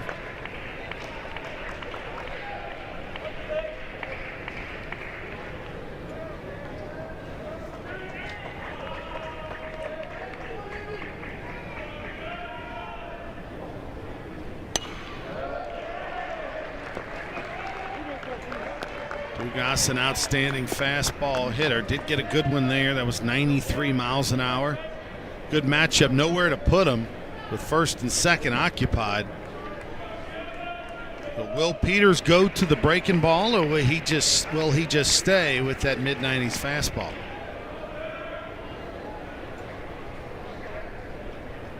Here's the 2-2. A call, third strike. That one was 94. And Dugas does not agree with the call, but he is the first strikeout victim for Peters. That's a fantastic pitch here. The zone is down today. I mean, you're going to get, that's right at the bottom of the kneecap. You're going to get the benefit of the doubt if you're a pitcher today with Ronnie Teague, the home plate umpire, down, but you're not going to get the benefit up. So a belt-high fastball might be a ball, but you will get the bottom of the kneecap. That's where the zone is today. You have to make an adjustment as a hitter and a pitcher. The runners cannot advance. Everybody is able to retreat to their bases. Morgan to second, Cruz to first. Cade Doty has doubled in a run. He has walked. The last time Peters pitched was April 9th against Missouri. He gave up a couple of hits on a run and walked a batter in 2/3 of an inning.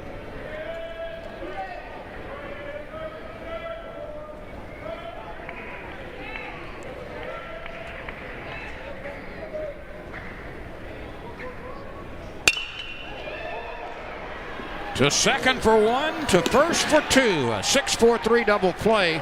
Khalil and Wimmer and Mendham turn it over. So Doty bounces into a double play to end the inning, and we move on. The 6th inning is straight ahead. LSU leads 2-0. We were driving down the interstate. All of a sudden, we got a flat tire. It was like boom. With 5 kids in the car, where could I go that was going to be safe? There's a big red Chick-fil-A sign. I literally said out loud in the car, Chick-fil-A will help us. I get down to it, make sure that they're fed, change the flat tire, and they rolled on their way. Christian even said my pleasure as he was changing our tire. We were so appreciative. I got you guys a little something. I hope you never have to use it. This is just for your car. Thank you. My pleasure.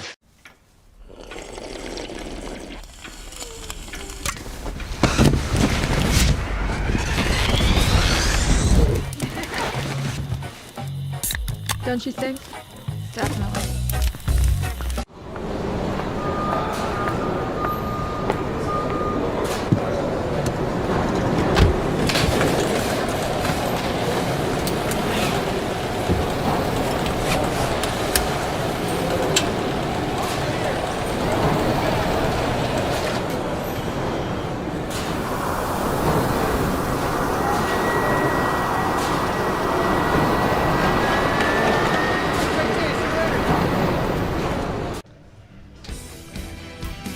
Well, on Thursday, Starting pitcher Landon Marceau was sensational for LSU. On Saturday, starting pitcher A.J. Labus is working on a 3-hit shutout. South Carolina, over the course of 14 innings, has only scored 1 run off LSU pitching so far. In against the 2 starters for LSU, Marceau went 7 and Labus has gone 5 so far. 12 innings, no runs off of the 2 starters so far for the Gamecocks. Josiah Seitler grounds the first pitch to the shortstop. Jordan Thompson, who has moved to his left a bunch today, makes another play.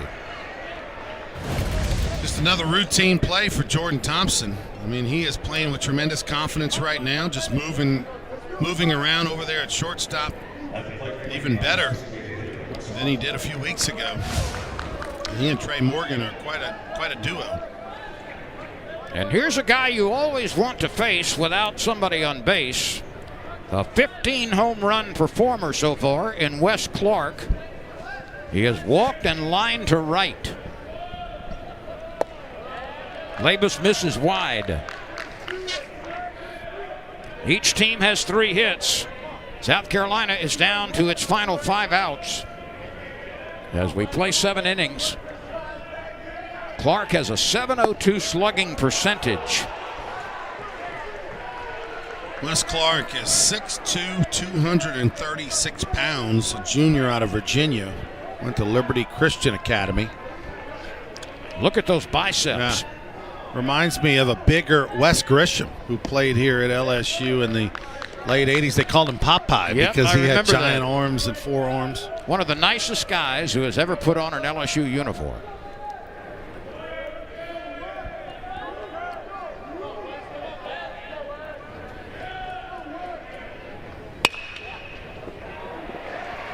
Doty gets in front of that hot ground ball, and there are 2 outs. Wes Clark hit it hard, but Doty was equal to the task. So a couple of left side of the infield outs start the inning. Boy, a fantastic play by Doty. Had a couple of bobbles when he first moved over to third, after not playing that position in high school or at LSU, but has, just like Thompson, gotten very comfortable over the last 3 weeks. Labus has retired 12 of the last 13 batters. And 7 in a row. Heister has one of the 3 base hits for South Carolina. That came in the first inning. He grounded out to Jordan Thompson in the 4th. South Carolina came into this game chasing Vanderbilt and Tennessee in the Eastern Division of the SEC.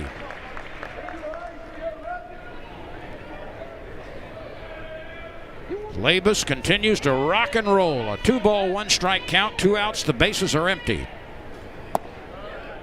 That's just off the mark. 3-1.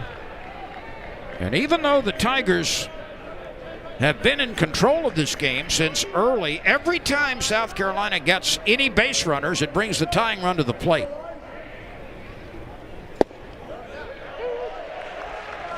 Three and 2 on a pitch Labus needed, and he got it.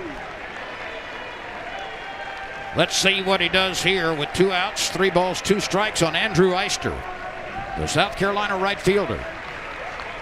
Hitting .271 coming into the game. Cruz lines it up. He's got it. It's another 3-up, 3-down inning. And A.J. Labus leads the mound with a 2-0 lead as we go to the bottom of the 6th.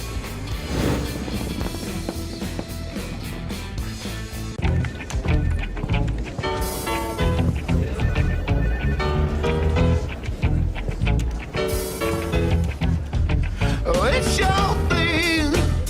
Do what you want to do. I can tell you. Shareholders are very happy. It's your thing. Do what you want to do now. I can tell you. Made your choice?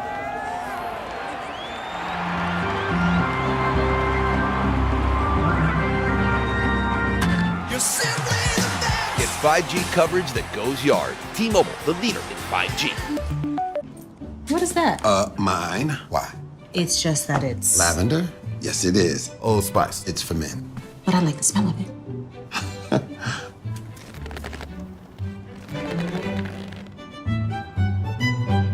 Why are we doing this? Why are we doing what?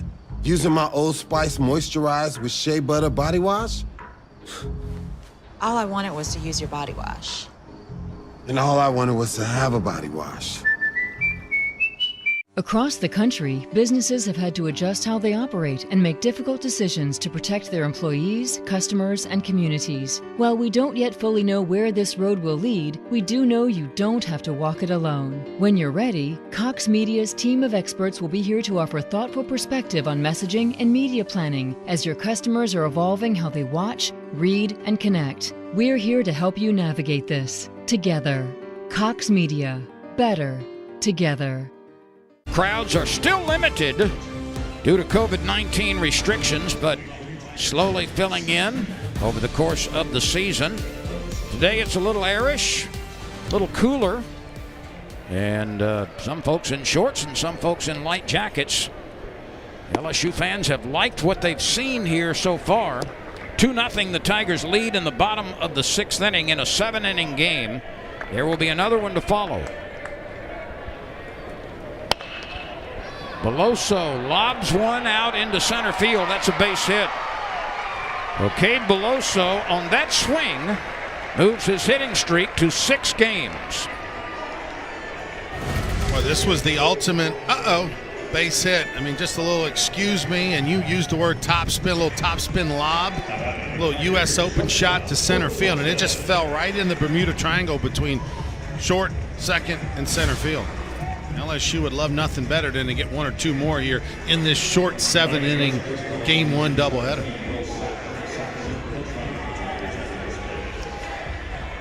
That's Safford that's entered as a pinch runner, so Beloso's day is done in Game 1. Will Safford more than capable of stealing a bag. He's very quick. But Beloso continues his hot hitting streak of late. And this brings on Jordan Thompson. Will he be bunting? He looks like it, but he didn't. Kind of had his hands bunched forward like he might be bunting. The way he's been swinging the bat of late, though, Lynn, you may just want to let him take a hack at it. He's coming off of being the co-freshman of the week after his performance last week in Kentucky. Liner to center field. Allen coming on, and he's got it as Safford returns to first. And he squared it up, and he hit it right on the button. But that's how baseball is. Sometimes you hit those atom balls. Andrew Peters came on in the 5th inning after a base hit by Morgan opened it. Safford is the pinch runner at first base. Giovanni DiGiacomo has walked and struck out. Safford, by the way, is 1 for 1 in the stolen base category. Yeah, has a pretty short lead over there.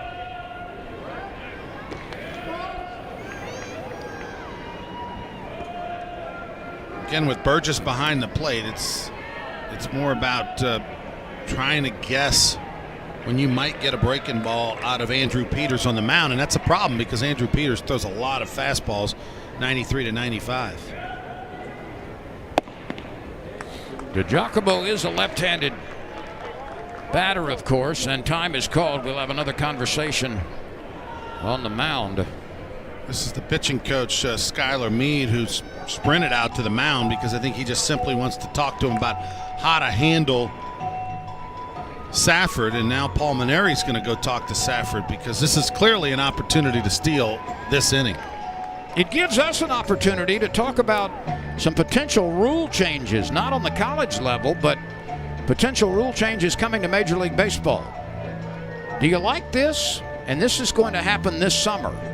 In the Atlantic League, which serves as an experimental ground for Major League Baseball, they are moving the pitcher's rubber back by 1 foot. It's going to be 61 feet, 6 inches. No. That's Major League Baseball is going to try to see if that works out to cut down on the number of strikeouts. So that's going to happen later this summer. The pitching rubber has been 60 feet 6 inches. I know that. Forever. Since Cy Young was doing his thing a century plus ago. Like, what? Why are we going to mess with it and make it 61? Well, why do we have a designated hitter? Runner moving. DiGiacomo swings to protect. The ball is not fielded cleanly. And Will Safford steals second base. Burgess had a good pitch to throw out a runner on. I mean, it's a fastball up in the zone. Almost like a pitch out. He just drops it when he's making that transition.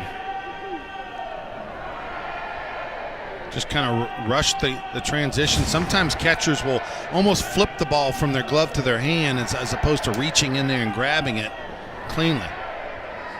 The 1-2 pitch with a runner in scoring position. DiGiacomo can't find it. He went after an elevated offering and strikes out for the second time. So I'm putting Ranch down in the no column for 61 feet. Put it down in a capital N-O. All right. As well, with bold font. Not a fan. Not a fan Not of a the fan 60. of moving the pitcher's rubber back a foot. Keep it 60 feet 6 inches. I mean, it's been that way since 1893, Lynn. Let's not mess with it. Well, according to Major League Baseball, it will give batters a better chance to see and make contact with the ball. The league believes that more balls in play will put more excitement into the game. The league is also hoping to curb strikeouts, which have been rising for 15 straight years. Major League Baseball players struck out 16.4% of the time in 2005. They now strike out 24.7% of the time. This will be unplayable on the right side. But the great thing about baseball, Lynn, is that it's generational, right? You can compare generations. You can no argument from historically. You can talk about Babe Ruth and what he would have been like with Willie Mays or Pete Rose or Barry Bonds. All these different generations. The numbers translate. If you start pushing the mound back to create more offense, then you almost have to start the record books fresh. It's not the same thing anymore. Point well taken. Ooh, that one.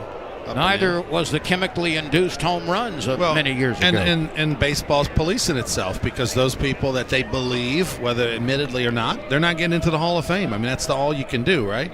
The Barry Bondses of the world, the Mark McGuires of the world may or may not one day down the road get in the Hall of Fame, but that's the repercussion that sort of policing themselves. To me, the rule 60 feet 6 inches. If you move it back 61.6 for Major League Baseball at some point in the future, it's similar to in the 60s when they lowered the mound. Remember when Bob Gibson and Sandy Koufax were striking out everybody in the 60s? They had a knee-jerk reaction. They lowered the mound, and it was after 1968 when they lowered the mound, and that was to create more offense. But I think they had raised the mound to like 18 inches, and when they lowered it, it was...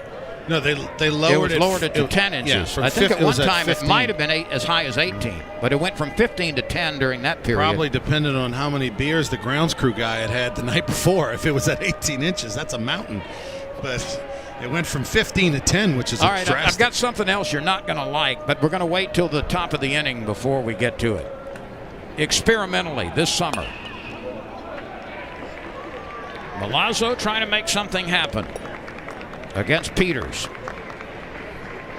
You've got. By the way, I'm hanging on to the top of the seventh because I want to find out if the Chicago White Sox are going to wear shorts. If that's the big announcement, No, it's not. It's not. It has to do with the designated hitter rule. Okay, good. We'll talk about it. Milazzo walked in his only other plate appearance. A runner at second base in Will Safford. Milazzo hits it sharply to the left of the shortstop. Khalil throws low, but it's dug out by Mendham, and that ends the inning. A base hit, but no runs. We go to the seventh. It could be the final frame. 2-0 LSU. This is The Planning Effect. If you ask Susie about the future, she'll say she's got goals. And since she's got goals, she might need help reaching them. And so she'll get some help from Fidelity. And at Fidelity, someone will help her create a plan for all her goals, which means Susie will be feeling so good about that plan, she can just enjoy right now. That's the planning effect from Fidelity. This beer looks just like beer. But what if we told you its recipe is over 100 years old? Created in Mexico by a German brewmaster. It's not just any beer now, is it? Dos Equis, the most interesting beer. Better sleep starts with understanding how you sleep. Introducing Amazon Halo. Halo analyzes the quality and quantity of your sleep. Then it provides suggestions from experts to help you sleep better. Like reducing liquids before bed to reduce wake-ups during the night. And saying farewell to furry friends. Because good sleep is an important part of good health. In the 7th of 2 scheduled 7-inning games, LSU is holding on to an early lead, a run in the first and a run in the second. Nobody has had anything since then. A.J. Labus looking for the 7-inning shutout. And he has gotten better and better as this game has gone along. 6 innings of 3-hit shutout baseball, 1 walk, 4 strikeouts. He has thrown 79 pitches, 52 of those have been over the plate. Labus has retired 8 in a row.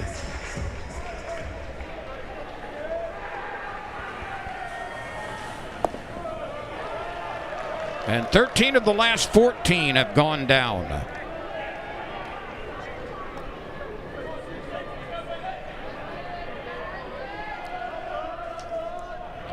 Mendham has flied to left and singled, and make it 2 singles now.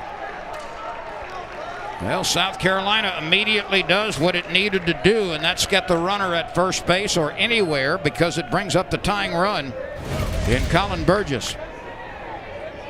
Good start right here. That pitch kind of caught the middle in portion of the plate. A.J. Labus just trying to challenge hitters, not walk anybody, but South Carolina knows this is it, and they brought their hitting sticks here in the top of the 7th. Mendham at first base with a single to right. LSU's bullpen is active. Burgess takes one away. Devin Fontenot, who threw 2 innings on Thursday and did not allow a base hit, is warming up again for the Tigers.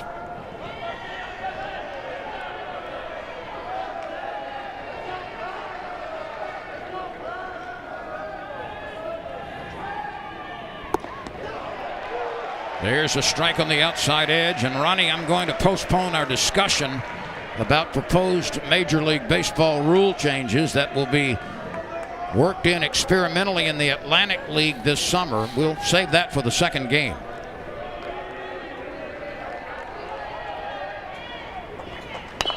Well, that is the ultimate teaser right there, Lynn. I mean, you know, you get them in the bottom of the 6th. Hey, we're going to tell you top of the 7th. Yep, stick around an hour from now in game 2. We'll tell you all about it. There's no doubt many thousands will.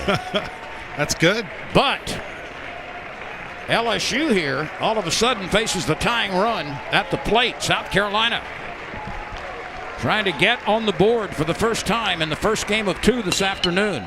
Another base hit, solidly stroked up the middle. So Burgess collects his first hit of the day, and those two have been, Mendham and Burgess have both hit the ball solidly. Well, this is interesting. South Carolina with a couple of really nice hits here, back-to-back to get the party started in the top of the 7th, and actually wasn't a bad pitch. That sinker was down and in. They've just now seen him a few times, and sometimes you're able to make an adjustment at a hitter. LSU has Devin Fontenot up tossing in the bullpen. And Devin Fontenot last night threw 2 innings, or excuse me, on Thursday night rather, threw 2 innings. And that's big because had they played last night, this scenario was on Friday, Devin Fontenot probably would not be available for Paul Mainieri. But because it's happening on Saturday and had a day off, he's going to be able to finish out if need be. Noah Myers will pinch hit for South Carolina. Myers for Malone. Malone had struck out twice. And what will South Carolina do here? Will it sacrifice Myers? Mendham is at second base, Burgess on first, nobody out. Top of the seventh, 2-0 LSU. Ball one from Labus.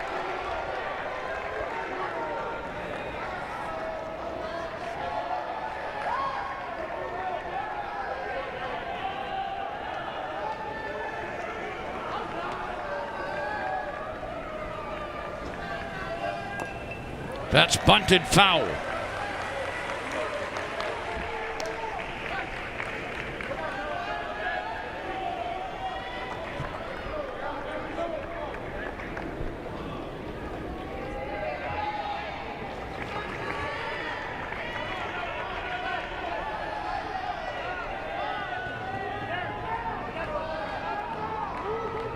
Now time is called. Myers is going to be summoned to talk about it in front of the South Carolina bench.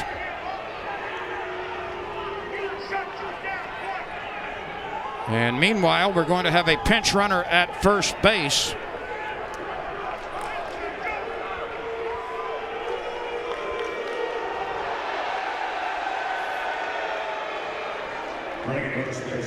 Brandon Fields is the pinch runner at first base.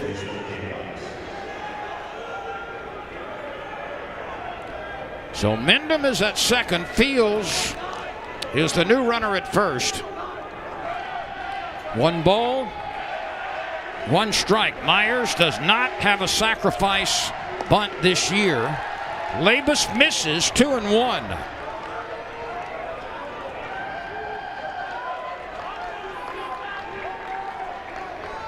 South Carolina is attempting to put LSU under thumb screws here in the 7th. This game has tightened considerably, and Labus is off the mark again, 3-1. This may be his last hitter.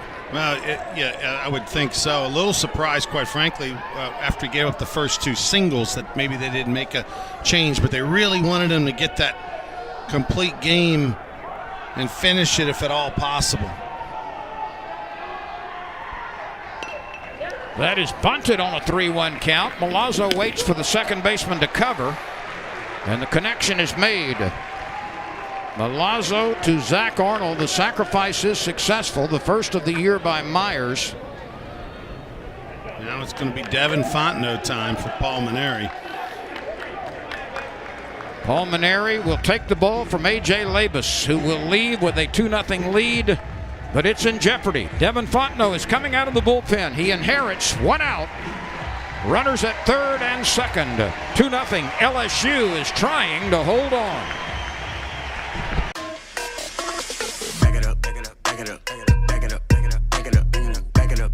Every time I eat stuffed crust from Pizza Hut, I play this song. But watch what happens when I play it backwards. Eat original stuffed crust backwards. What did you say, record? 3 toppings, just $11.99. Amazing. Back it up, back it up, back it up, back it up, back it up, back it up. The original stuffed crust, just $11.99. Only from Pizza Hut. No one out Pizza Hut. No one, no one, no one, no one, no one, no one, no one, no one, no one, no one, no one.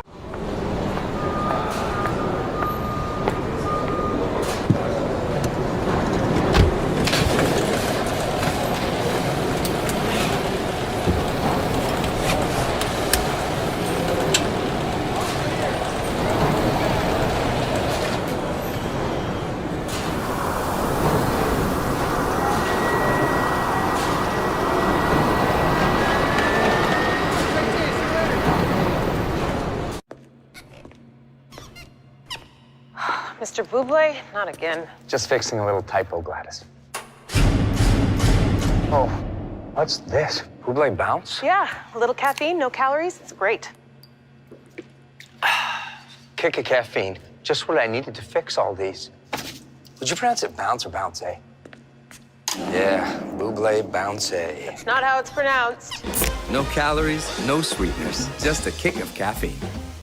Devin Fontenot has been called upon to save this one for LSU, the senior out of the Woodlands, Texas.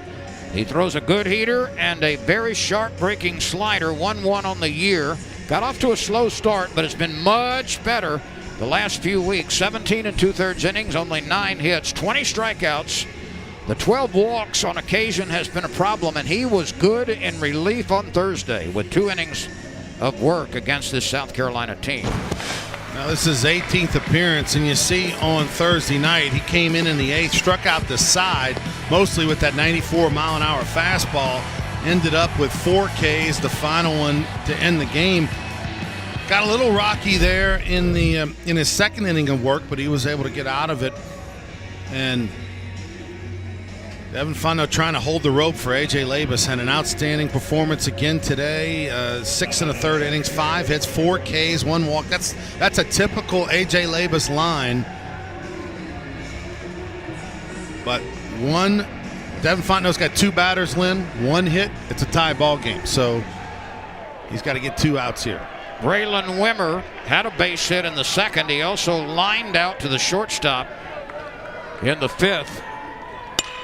He is first pitch swinging. This is hit deep. Cruz retreating. He can't get it. And we've got at least a tie ball game. 1 pitch and a 2-run double off the bat of Wimmer the other way.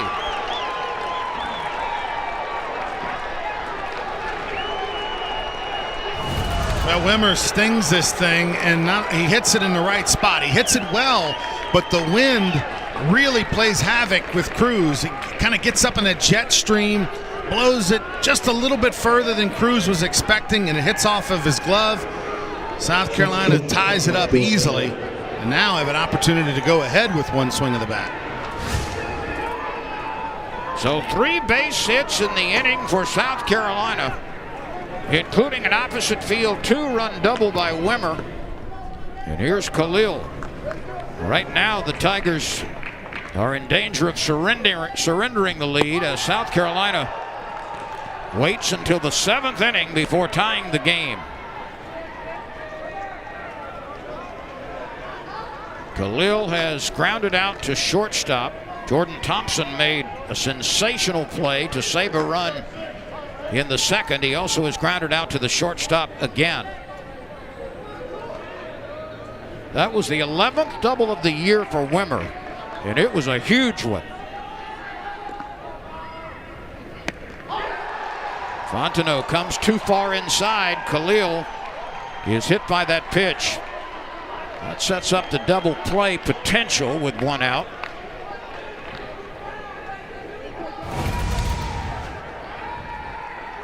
Right here, got him right on the left arm. That fastball ran in on him. 94 on the shoulder, and now Alan Dunn will have a word with his preseason all-conference reliever. This inning started when Mendham singled sharply to right. Burgess followed with a squared-up base hit to center field. Myers bunted the 2 over, and then a 2-run double out of the reach of Dylan Cruz in deep right field. Scored both Mendham and Burgess. Boy, they say baseball's a game of inches, and that was proven right there. That ball hit. It would have been a great catch by Cruz, and South Carolina would have been able to tag and would have had a runner at third with 2 outs in a 2-1 game, but just on his horse, couldn't haul it in, and all of a sudden fortunes change. Take a look right here. Ball hit extremely well, but the wind just kind of shoots it a little bit extra, and Cruz will look like he might have taken his eye off of it a little bit, Lynn, trying to feel for the wall. The fellow at the plate, Brady Allen, leads South Carolina, batting .429 with runners in scoring position.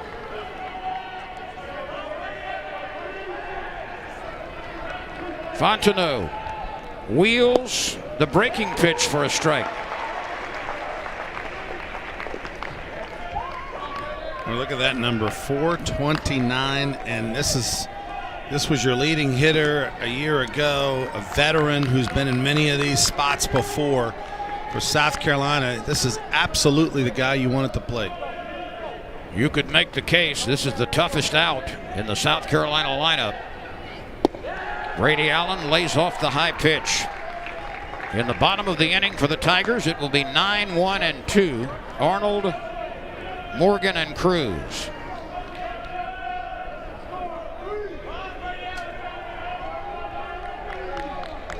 Allen is 0 for 3.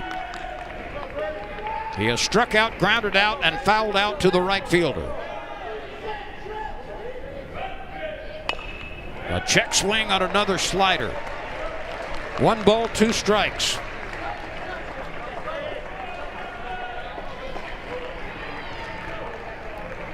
South Carolina had not scored until the 7th. These Gamecocks have proved to be resilient and then some in the final inning.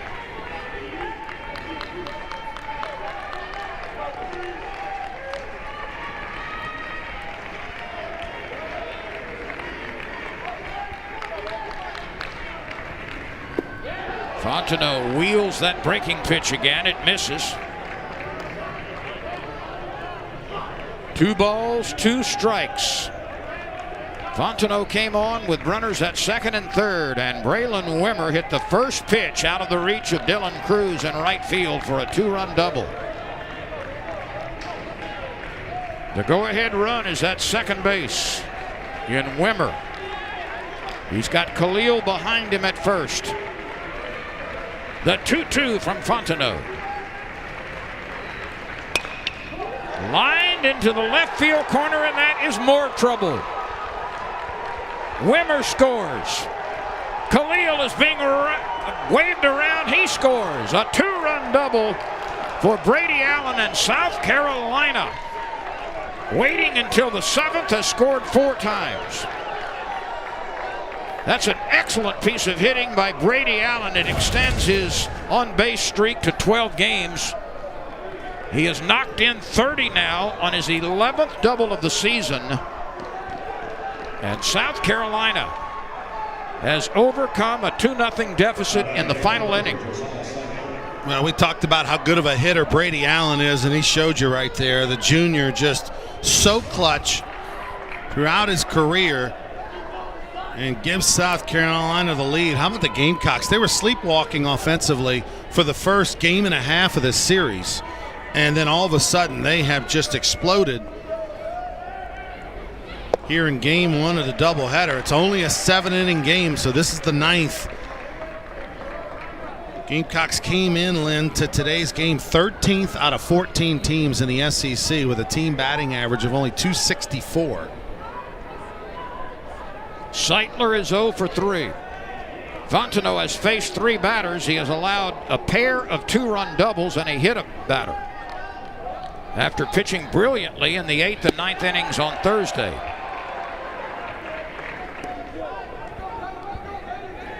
So the Tigers went to their closer, who got the job done in short order on Thursday. But there has not been a duplication of that success here in the 7th on Saturday.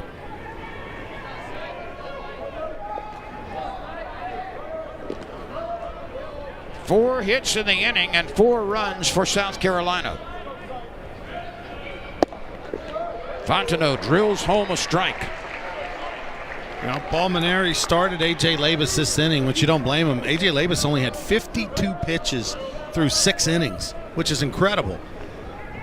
But South Carolina, seeing him now for the 3rd time, able to get it going offensively, and they have generated a tremendous chain baseball offensively where they're not breaking the chain. They are having some really good quality at-bats here against Fontenot. 4 of their 7 hits in this game have come here in the 7th. 2 against Labus and 2 against Fontenot.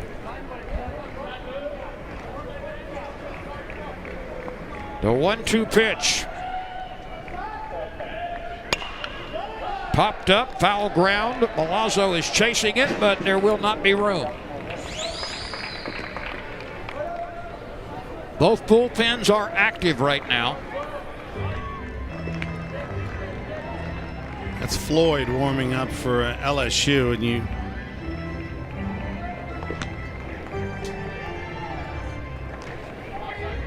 would imagine that Palmineri is if Brett Carey is warming up for South Carolina. If Seitler reaches base, you probably will then see Floyd.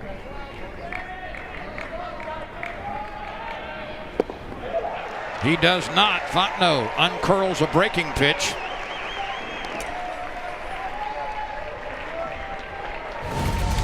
This best pitch Fontenot has thrown since he came in the game. That's a tremendous wipeout breaking ball.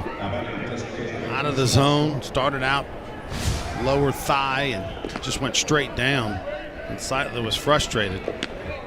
Here's the 15 home run guy, Wes Clark, who has walked line to right and grounded to third.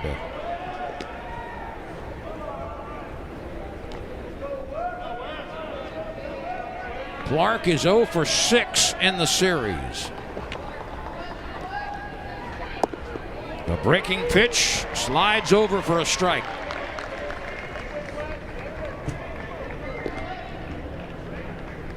Two outs and a 4-run seventh has overturned a 2-0 LSU lead.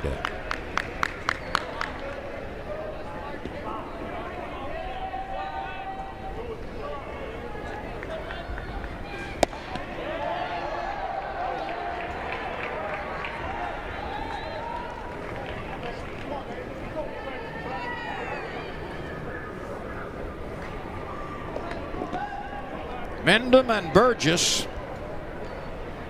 Wimmer and Khalil have scored in the frame. Brady Allen is at second base after a 2-run double. 2 gone. Dylan Cruz lines it up. He's got it in right field. Clark lines out. And the inning is over. But a 4 spot for South Carolina gives the Gamecocks the lead. It's Zach Arnold, Trey Morgan, and Dylan Cruz coming up for the Tigers in the 7th. One for me and one for me. Introducing buy one, get one for just $1 at Burger King. Grab a flame-grilled Whopper or Impossible Whopper and mix or match it with your favorites for an extra $1. Go ahead. You deserve it. Buy one, get one for $1. Your way, way better. Cell phone repair. Did you know Liberty Mutual customizes your car insurance so you only pay for what you need? Just get a quote at libertymutual.com. Really? Let me check that out. Oh, yeah. I think I might get a quote. Not again.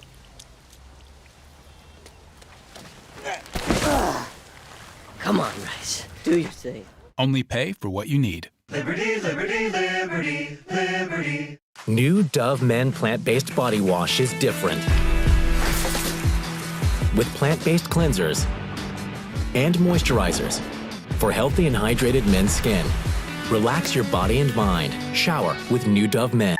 Come at me. Come at me, bro. Nana's a gamer. Must be that nationwide 5G she got from cricket.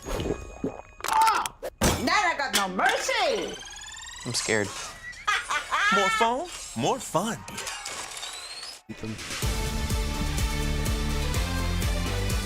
Welcome back, everyone. It's been a late game reversal of fortunes for South Carolina, waiting until the 7th to get on the scoreboard.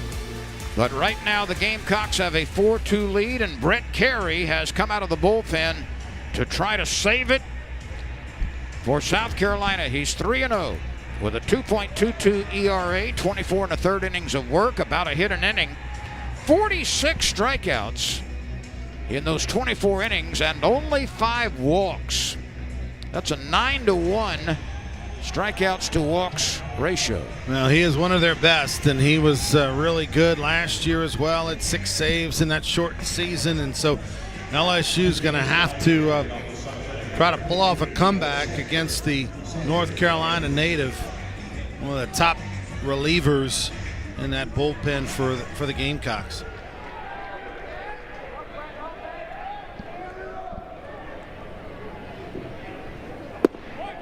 Wes Clark is now catching. He has moved from designated hitter to behind the plate.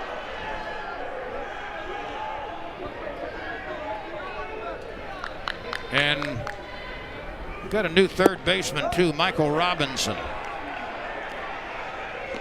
Well, Brett Carey, Lynn, has a 9-to-1 strikeout to walk ratio, so LSU knows that. So that they're going to have to probably swing their way. And boy, that zone got a little big.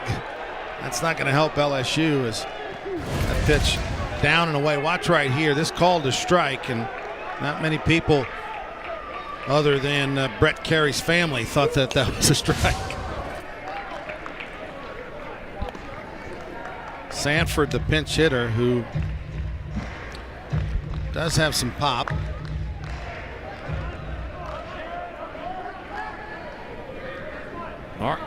Jack Arnold was 0 for 1. There's the first out. Mitchell Sanford unable to find it. Pulled the string. LSU had played very tight, near-perfect baseball until things came apart in the top of the 7th inning, and credit South Carolina, which immediately applied pressure to A.J. Labus with a couple of base hits from Mendham and Burgess, and then 2 big blows by Wimmer and Allen, as each of them produced a 2-run double. So South Carolina now 2 outs away from a come-from-behind victory in Game 1. Here's Trey Morgan. He's 1 for 3. His hitting streak is now 5 games, and he's reached base in 12 consecutive games. You know, there's an interesting stat, Lynn, where the winning team generally in baseball scores more runs in 1 inning than the losing team does the entire game. And this is the perfect example of that if South Carolina hangs on. Completely dormant for 6 innings, and then all of a sudden, boom, 1 giant inning, and they may end up walking out of here victorious today in Game 1 of this doubleheader. Well, the Tigers had been near perfect when leading after 6 innings. They were 21-1 this year. Morgan gives this a ride, hit deep to right field, and it is caught against the wall by Andrew Eister. Andrew Eister, with a big grin on his face, hauls in out number 2 as he went to the wall, went to the top of the ladder, and made the catch against the board. I thought when Morgan hit it, it might get out of the ballpark. That's how well he hit it, but he kind of hit it too well. It was a line drive, but watch right here. Eister makes the catch right in front of the TJ Ribbs sign, and the difference in this game, Lynn, one team makes the catch, the other doesn't on a hard hit ball like that in right field. Eister pulled the meat off the bone on that one. 2 outs. Here's Cruz.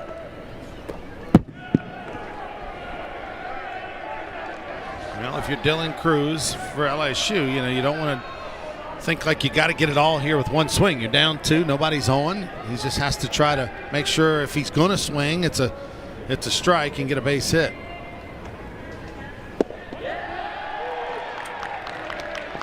Two balls and a strike. Cruz has struck out, fly to center, and walked.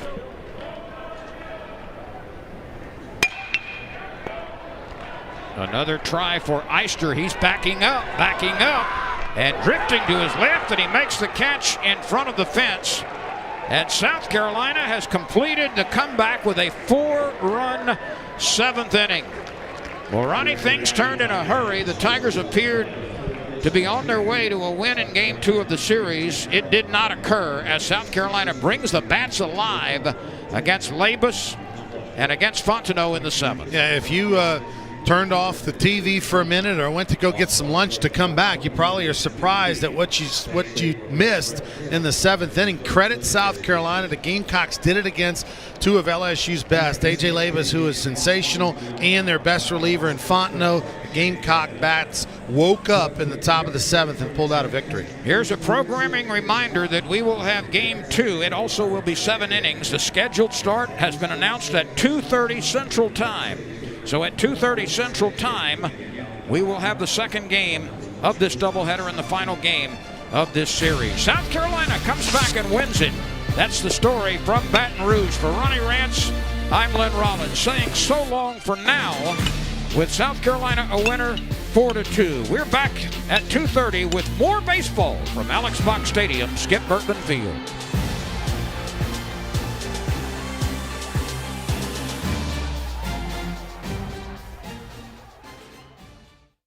Dad, isn't that where we usually stop for gas? It's where we used to stop, but not anymore.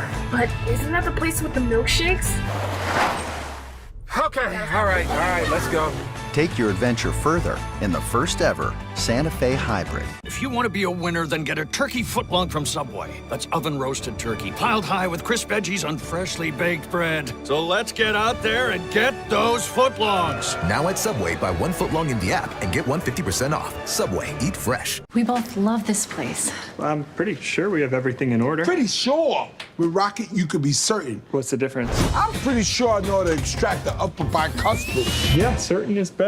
When you need to be certain about how much home you can afford, Rocket can. A tootie-ta, a tootie-ta, a tootie-ta-ta.